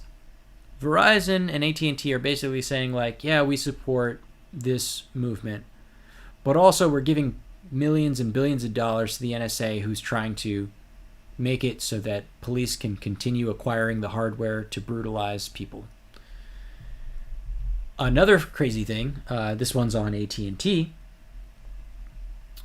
Oh, by the way, the NSA has spent $1.3 million on lobbying the government on specifically the 1033 program since 2016. So they're doing their job, even if I don't like it. Okay, AT&T has this Project C thing known as Hemisphere, and it basically, they're analyzing all of the phone call records that are going through their networks, and they're passing it along to law enforcement agencies, and specifically the DEA, the Drug Enforcement Agency, without warrants. So they're just freely giving away tons and tons of call records to the DEA, just without due process, without warrants. And this is so pervasive because, you know, it obviously everything comes down to Congress these days. Congress has had a bill out. What is the name of this bill? The Stop Militarizing Law Enforcement Act, since March of 2019, over a year. And it's been sitting in Congress, and it hasn't moved past the House Armed Services Committee, because that's who would take care of this particular issue. And this one is headed up by a Democrat, and that's Adam Smith. And would you believe that he is the top recipient of campaign funding from the defense industry, which also benefits from sales under the 1033 program. So, like, this is all fucked up. You know, talk about virtue signaling. These corporations are saying on the one hand, like, we support you, and on the other hand, they're basically enabling the problem. And you said Adam Schiff? Not Schiff, Smith. Let's not get those two. Well, confused. Adam Schiff is a big MIC guy himself. Yeah. It's not surprising, you know. It's of course these corporations are going to put their stamp of approval or try to get in on a trendy, popular topic that's going to get them press. You know, it's just not surprising at all. And, you know, they don't give a fuck about these movements.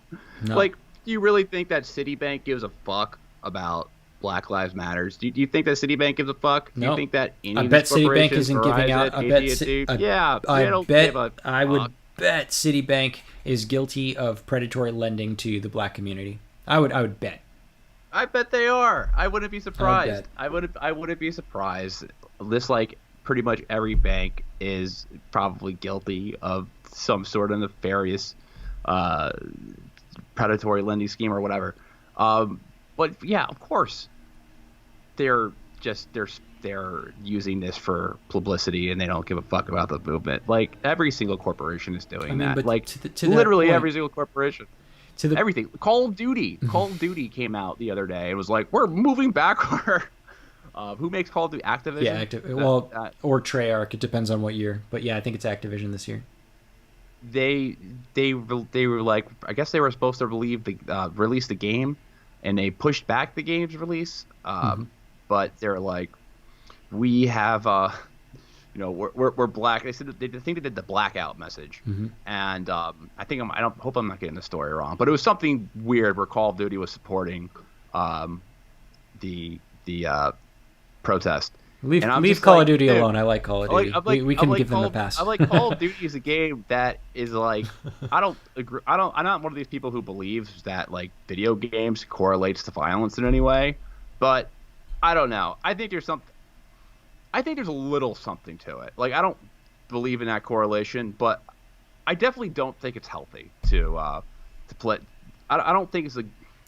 It's not healthy. I don't It's want not to say healthy healthy. for people who are I think susceptible to that that shit. I'll give it, you okay, that. better, You way know? better way to phrase it than I did. Yeah. I think it's not healthy for people who get a fetish off that thrill of killing people. Hmm. You know what I mean? Yeah. Um, to play a game where you're interactively murdering people like there aren't all the Call of Duty games set in like fucking Afghanistan now or set in like some make believe Middle Eastern country. Yeah. Like they'll make like an anonymous It's one all like the Millennium Challenge over and over and over again. yeah, it's always like an anonymous or make believe Middle Eastern country that's like clearly supposed to be Iraq Hmm. or Afghanistan, and then there's always ends up being they fight like this first part of the game will always start off they're fighting like terrorist bad guys, and then the second part of the game the real enemy is like The some Russians. some Russian group or some like ambiguous Eastern European country terrorist There was group. one with the Like that's Chinese. There was one with the Chinese that the Chinese were the bad guys. dude, there's a fucking Call of Duty that there's a campaign where you murder people in an airport. Yeah, I remember that. That was. That They was gave you the option to skip it. They I couldn't. they gave you the That option to was skip it, but I couldn't not skip it. But in protest of how fucked up it was, you don't actually have to fire a single bullet. So I just like walked around the map and watched it happen. it is incredibly. Again, I'm not saying that video games cause this, but I just I can't help that think that I'll just put it this way. Um, I would be deeply disturbed if my child was playing that game if he was like 13 years old or 12 or 13 years old. I would be like, "What are you playing? Like, what the hell is this game?"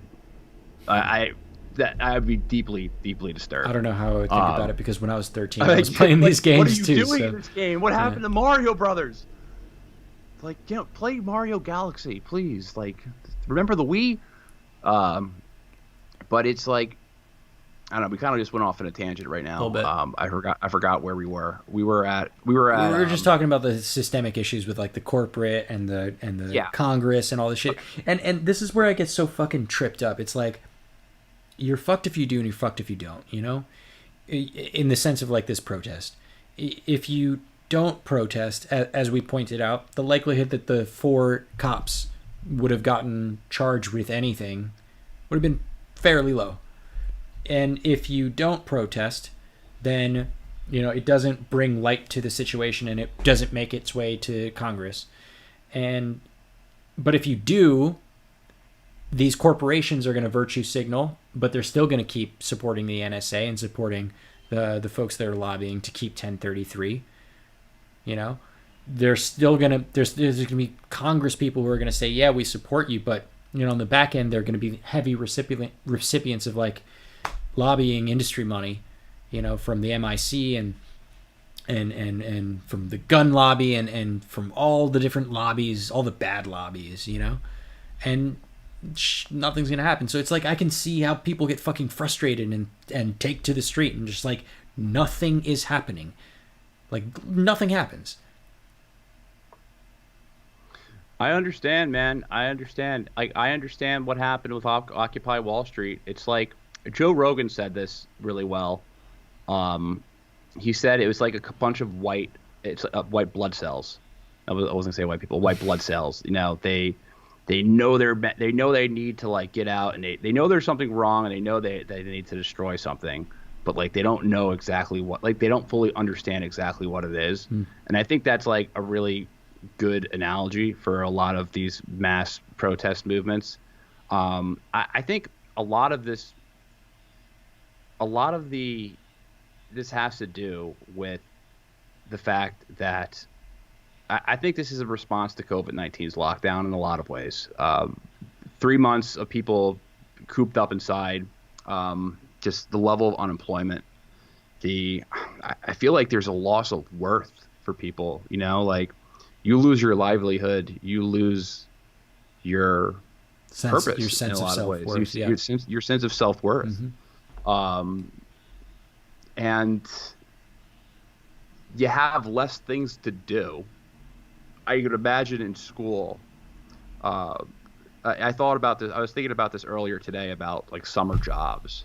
Like, when you and I were, when I was in college, I spent pretty much every single day in the summer lifeguarding at Virginia Beach, and it kept me busy. And I took it seriously. It was, there were 8 to 12 hour shifts, and that it, I was usually very busy during the summers working. And a lot of college kids are do the same thing. They spend a lot of their, I always wanted to work more in the summer and save up money to spend during, like, I wanted to have my spending money during the school year more so, and work less during the school year. It's not to concentrate on schoolwork. So I- a lot of those jobs that college kids or even high school kids would have over the summer, do they exist?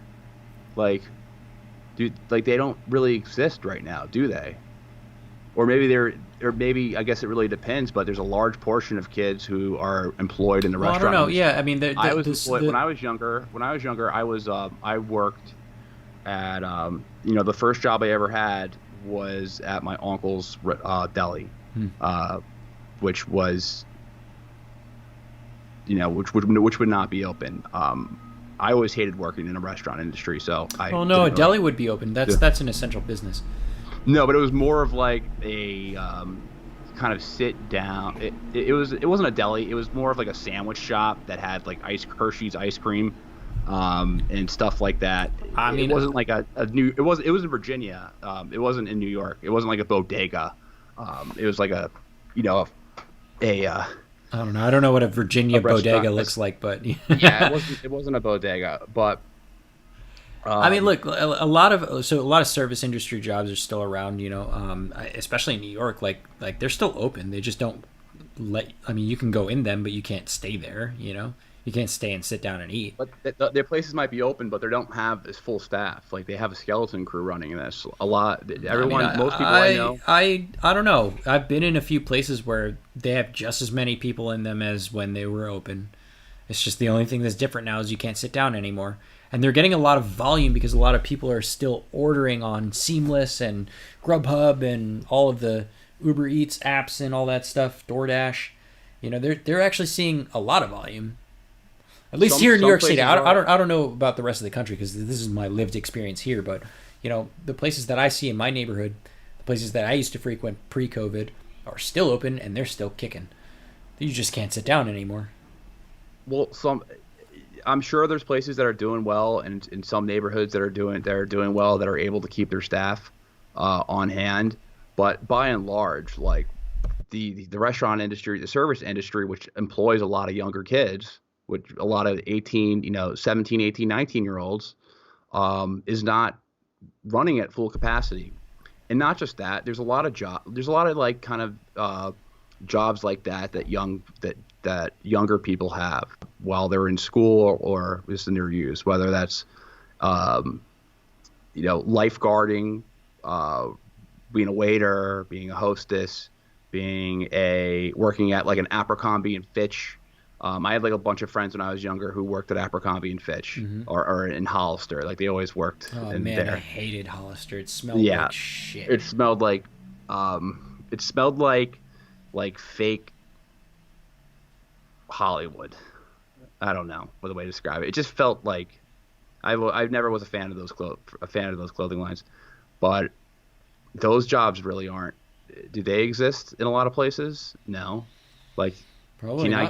do you think they're hiring? Like, are they hiring at a Hollister at like your local mall in New Jersey? What's a mall? I, Those things What's a barely. mall at this point? Yeah, I guess Those I things guess a lot of barely those exist jobs are anymore. being. Yeah.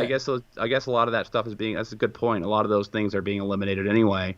with the move to online retail. However, a lot of the fact that industries are operating with lower cost in mind means that not only is there lower unemployment across, the adult population, I would imagine that is the same for the younger generation as well. And that's just like one. I'm not saying that's the cause of this. I'm just saying like that's a Yeah, factor you're right. You're I right. think we No, should no, think about. you speak truth. Uh, I think COVID-19 is an exasperating factor in a lot of things that are going on right now. A lot. You know. and it's other things as well. So there's just a lack of jobs. School's out, man.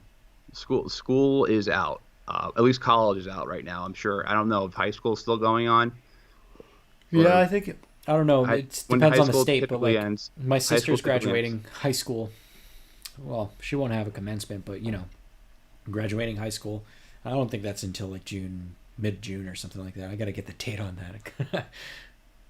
In the summer, when I was in high school in the summer, I was always in like different sports leagues. I was always in playing football or baseball. Uh, so Sports isn't a it's thing right now. yeah, sports isn't a thing. So there's like so much downtime for younger people. And I think that is a big contribution to a lot, at least a huge show up, because it Yeah, really yeah, is and just that's not necessarily we. a bad thing either. It could have this could have just been like only in Minneapolis, and maybe nothing would have happened out of it, and then it would have just been another statistic, another, you know, just another black face on the news for a couple weeks, and then it would have I been know back, this. and then it would have been back to COVID-19 reporting 24/7. So Well, gift and a yeah, curse, man. exactly. Gift and a curse. Exactly. And it's just, I'm just still astonished with the sheer number of protesters. Like I'm just astonished. I'm astonished that it's worldwide. The fact that there's protests in Sweden and England, and I can imagine England and Sweden doing it because like the, England and Sweden are both like pretty liberal and progressive, and they have those liberal populations that would definitely jump on a cause like that. Um, but it's just like every single day when I see like there's 1,000 new protesters are on the Brooklyn Bridge right now. I think that's where they are as we speak. Before we started podcasting, they were marching on the Brooklyn Bridge, right? Mm. Yeah, last time they were on the Manhattan Bridge, and the police basically cut off both sides, and they like trapped them. Yeah. So I'm just astonished with the sheer numbers of people that are doing this, and I I just if there was no downtime, there wouldn't be the people wouldn't be doing it. Yeah. Like there wouldn't be as much engagement because by and large, man, it seems like a lot of it are young. They're young people who are I mean, doing this. There's obviously I there's want exceptions. I want to come out of this with like something positive, because like honestly, maybe it's the silver lining is the fact that COVID-19 had everyone sitting at home, so there was more turnout. So maybe we can actually get something done about not only just the racial and discrimination, but also the militarization of the police force. Maybe that's what it took, a fucking pandemic, to do that. And I'm sorry, Chad Linton. I know that you asked us to talk about the interview with Mike Hawk, and they had Zach on there. I don't actually get that reference, Henry. Do you? Which Zach Hawk. Uh, yeah. So one of our viewers here, Mike Hawk, Chad Linton is asking if we saw the interview with Mike Hawk. I did not see that interview. What is? We'll look it up. Mike Hawk interview. Anyway, I'll continue while you look it up. Uh, Maybe there's some positives that come out of this, and maybe as a result of it, coronavirus lockdowns open up. Maybe everyone's just like, fuck it, we're gonna open up, and if we all die, we die. So the portion of the country that's just itching to open up, despite the fact that we have a pandemic, will get what they want out of it, and maybe with kids, actually youths joining these protests, maybe that'll give them an opportunity to understand that their freedom of expression, their First Amendment right, actually makes a difference or can make a difference, and maybe that'll get them more like involved in their communities. Well, I appreciate that. You want something good to come out of it, but I'll just be blunt, man. I think that a lot of negative is going to come out of this. I honestly, the only positive I can see is that everyone kind of like realizes that the whole system is a sham type of thing. Like everyone comes on that realization together. But I think the immediate impacts for the next couple of years are going to be really negative.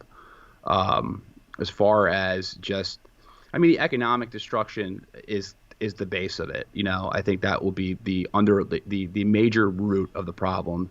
The fact that we're going to be a much poorer nation in the next following years, a much poorer nation across the board. And as far as unemployment number, as far as unemployment, as far as it's the government's fault. I mean, it's government. These are government problems, and I agree with you, probably for different reasons, but I agree with you.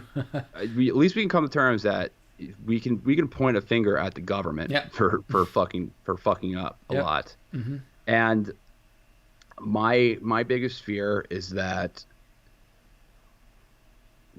the cycle will kind of restart with. So I want to kind of speak on behalf of right-wing people right now, because this is the feeling that they get when they watch a lot of these protests. A lot of them find them just weird.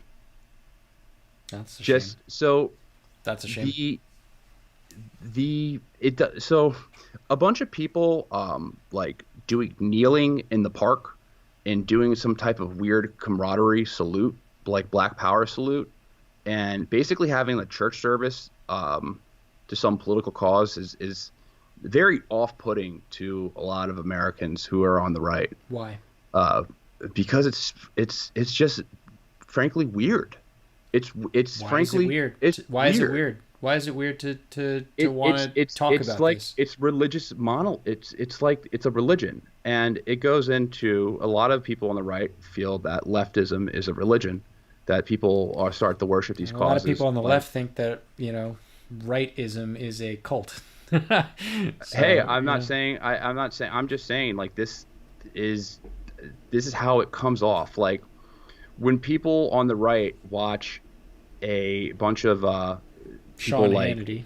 check their white. No, this is not just Sean Hannity, man. This is a lot of people. A lot of people don't like having their white privilege checked. I had someone. I was talking to somebody. I'm sorry, but too bad. Too well, bad. You know what? When someone says to check my white privilege, or I'm just like, fuck you. Like, just go fuck yourself. I'm not check my privilege. Like, it makes you uncomfortable, and that's the intended result. Well, they can say it, but I'm not going to play. I'm not going to play along in their game to check privileges, and most people don't want to. So you're apologize. Okay with you're okay with having them? What? I'm asking I'm okay legitimately. Having my white privilege. Well, first of all, you'd have to prove that white privilege exists. It does. That's the first thing that you'd have to prove, that white privilege. But it does. But I'm okay with having white privilege, dude. See, that's the exact type of like rhetoric that right-wing people fucking hate. They can't stand it. It turns them off and alienates the truth immediately. I mean, the truth hurts sometimes, man. When you do the white privilege thing, everyone's just like, fuck you. You don't know where I came from. I've had my own struggles. Don't you fucking judge me based off the color. Everybody struggles, but we're talking about systemic issues. No one fucking likes that, and everyone is turned off immensely when people say to check your white privilege. I'm immensely turned off when someone goes into, you gotta check your privilege, man. Oh, and minorities are immensely turned off when they can't succeed in life because they're constantly being oppressed in one way or another, whether overtly or covertly, whether consciously or subconsciously, whether financially, educationally, name it, you name it, on so many levels. Minorities and specifically black people just get the shit end of the stick. And if that means, like to borrow from a lot of conservatives and right wingers, but my feelings, like, fuck your feelings. These are facts.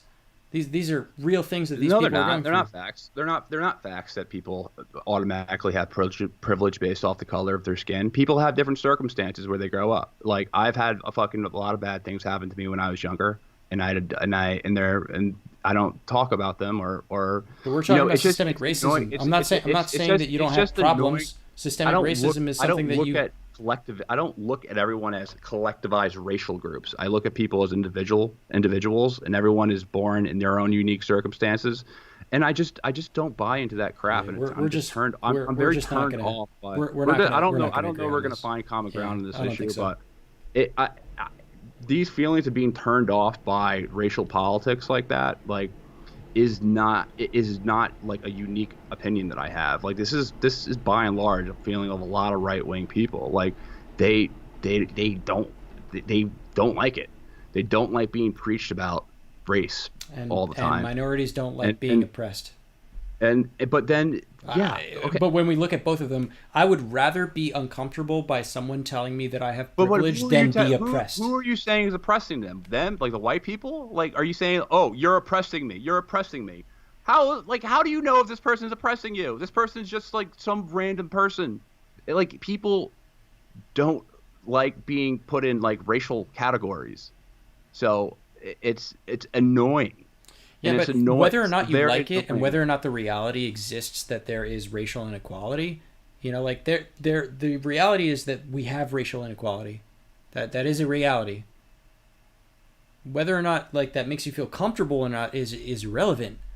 And maybe just maybe if I'm gonna like try and meet you, not even halfway, but a quarter of the way, and say that maybe minorities can do a better job at articulating the fact that there is an inequality going on and that you need to be cognizant of this and we need you to help us. Maybe quarter of the way, not half, but quarter of the way. Maybe there could be some brushing up on the way that we say it, but honestly, it's extremely frustrating as a minority myself. I'm not black, but I certainly experience this as a lived experience. It's extremely frustrating to the point where we don't want to clean up our words. We want to tell you how it is. We want to tell you that this is experience that we don't even have a choice. Black people specifically don't have a choice. They didn't choose to be born black.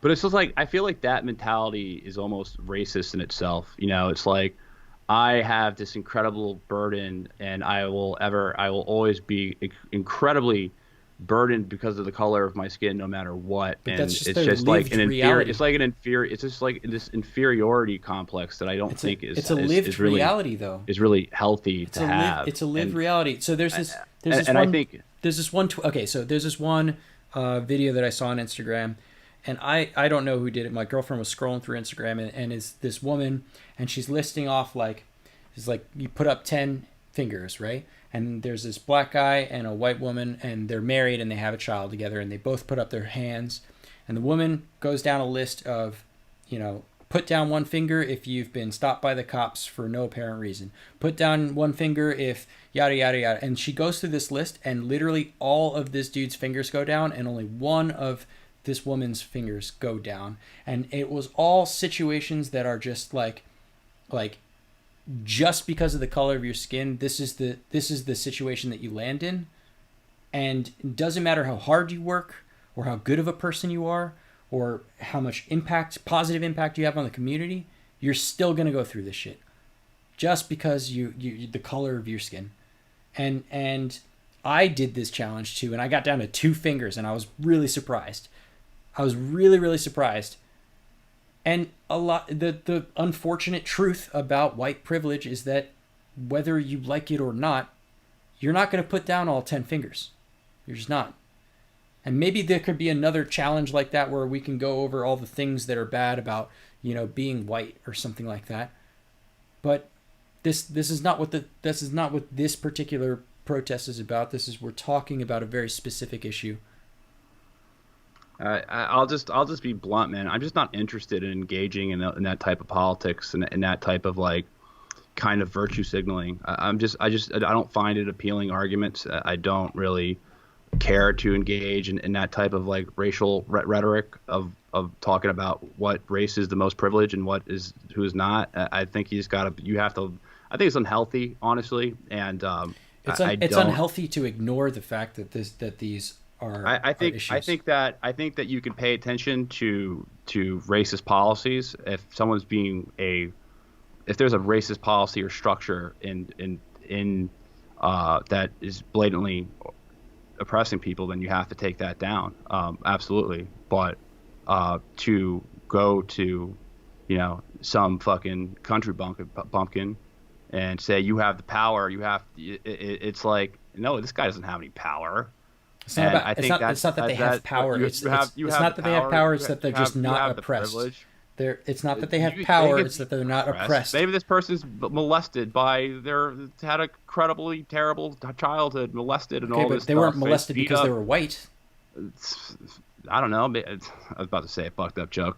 It was. I'm just kind of like not interested in these race arguments, to be completely honest, and it's just. I just believe you have to judge people on an individual basis. When you see bad racism, you got to stand up for it. Agreed. But I agree with that. Checking privilege and like is just horrible way to what I hope from the right specifically on this issue is that they can just drop being so offended by it and get on board with the policies that are clearly bad, and like just for a moment stop being offended by it. Stop being offended by it, and stop getting offended by the fact that people are telling you have white privilege, and start thinking about the ways that maybe you can help them. Be more empathetic. I'm just uninterested in even engaging in like the privilege discussion, because again, I'm just an individualist at the end of the day, and everyone has these unique circumstances.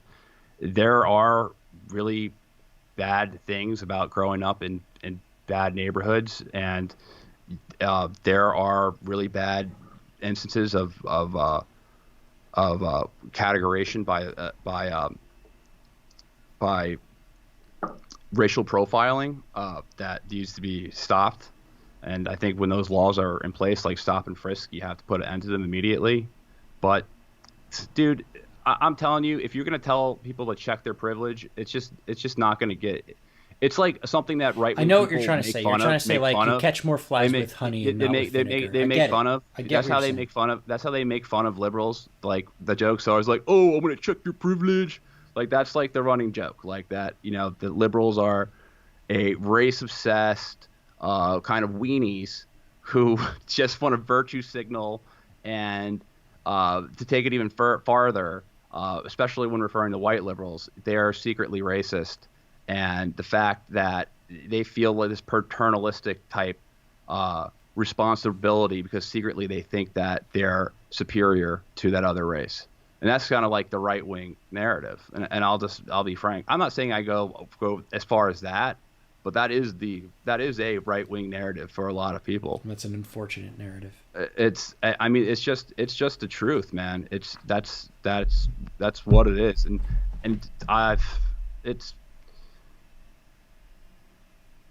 We can go to another topic. The other topic I wanted to bring up is probably going to be something that's controversial as well. And you're probably going to disagree with me on this because we were texting about it. Maybe we save it. Maybe we save it because I was incredibly bothered by it. Yeah, I know. I know exactly what you're getting after, and I actually wanted to do a whole episode on that anyway. So maybe we save it because we are at 2 hours and 14 minutes. This is by far one of the longer podcasts we've ever done. So you want to put it in your pocket?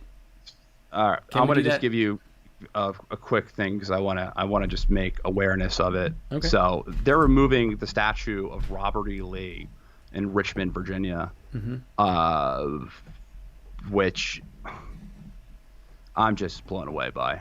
I'm just blown away by removing monuments and removing historical statues.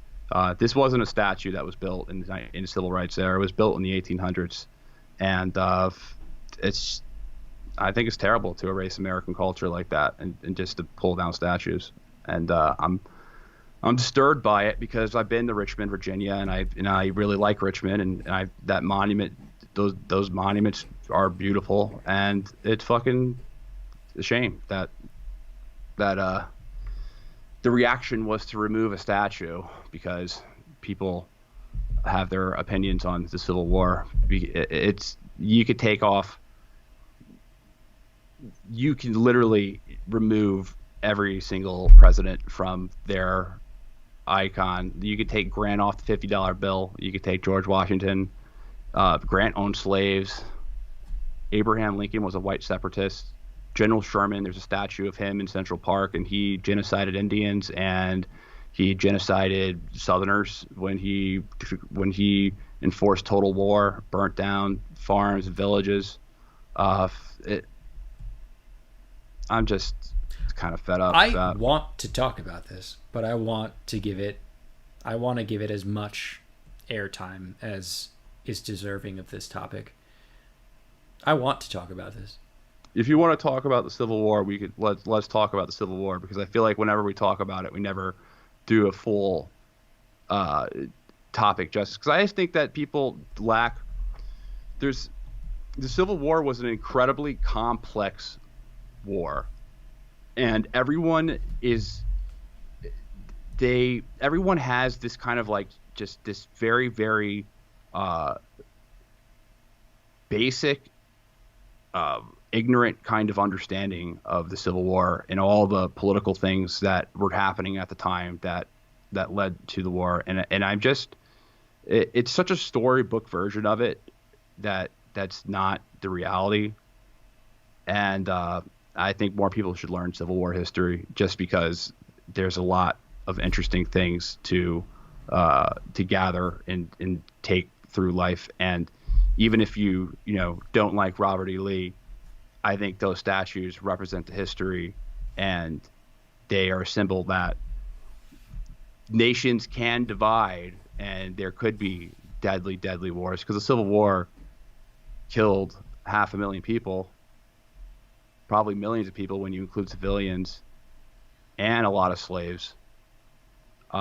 So I just wish there was more understanding. So let's do an episode on the Civil War. I think we should. I think we're going to end up on the opposite sides again. But if you enjoyed us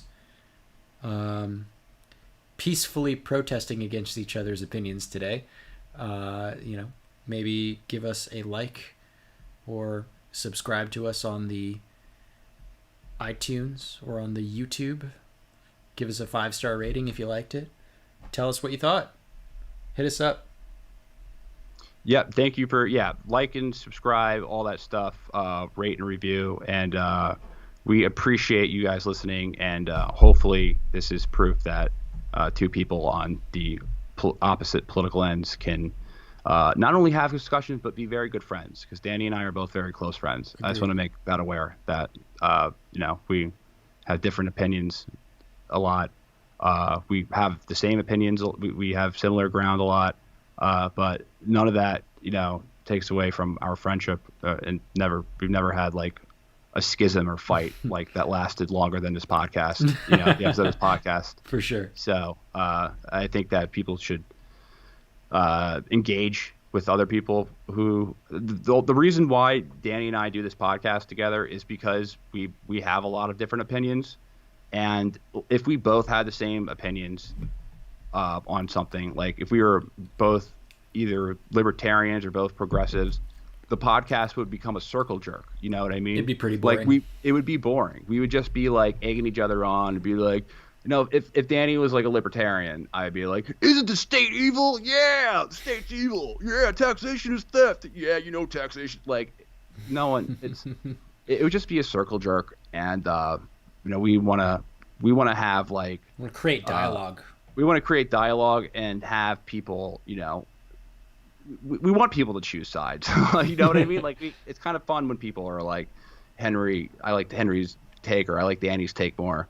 I think it's always interesting for us to see that. I feel like when someone agrees more with either Danny or myself on a topic. I know I like seeing the difference of opinions who listen to the show, because it's interesting to know that there's a lot of diverse opinions that listen, who agree and disagree with us on a lot of topics, or disagree with one of us on a lot of topics. So I think it's pretty cool that the audience is pretty politically diverse. I agree with that fully. So, all right, everyone, stay safe. Don't go outside. Obey curfew, and what else? Move out of urban cities, because that's what I'm doing. I don't know. I can't. Can't do it anymore. Yeah, just be safe. All right, peace. Peace.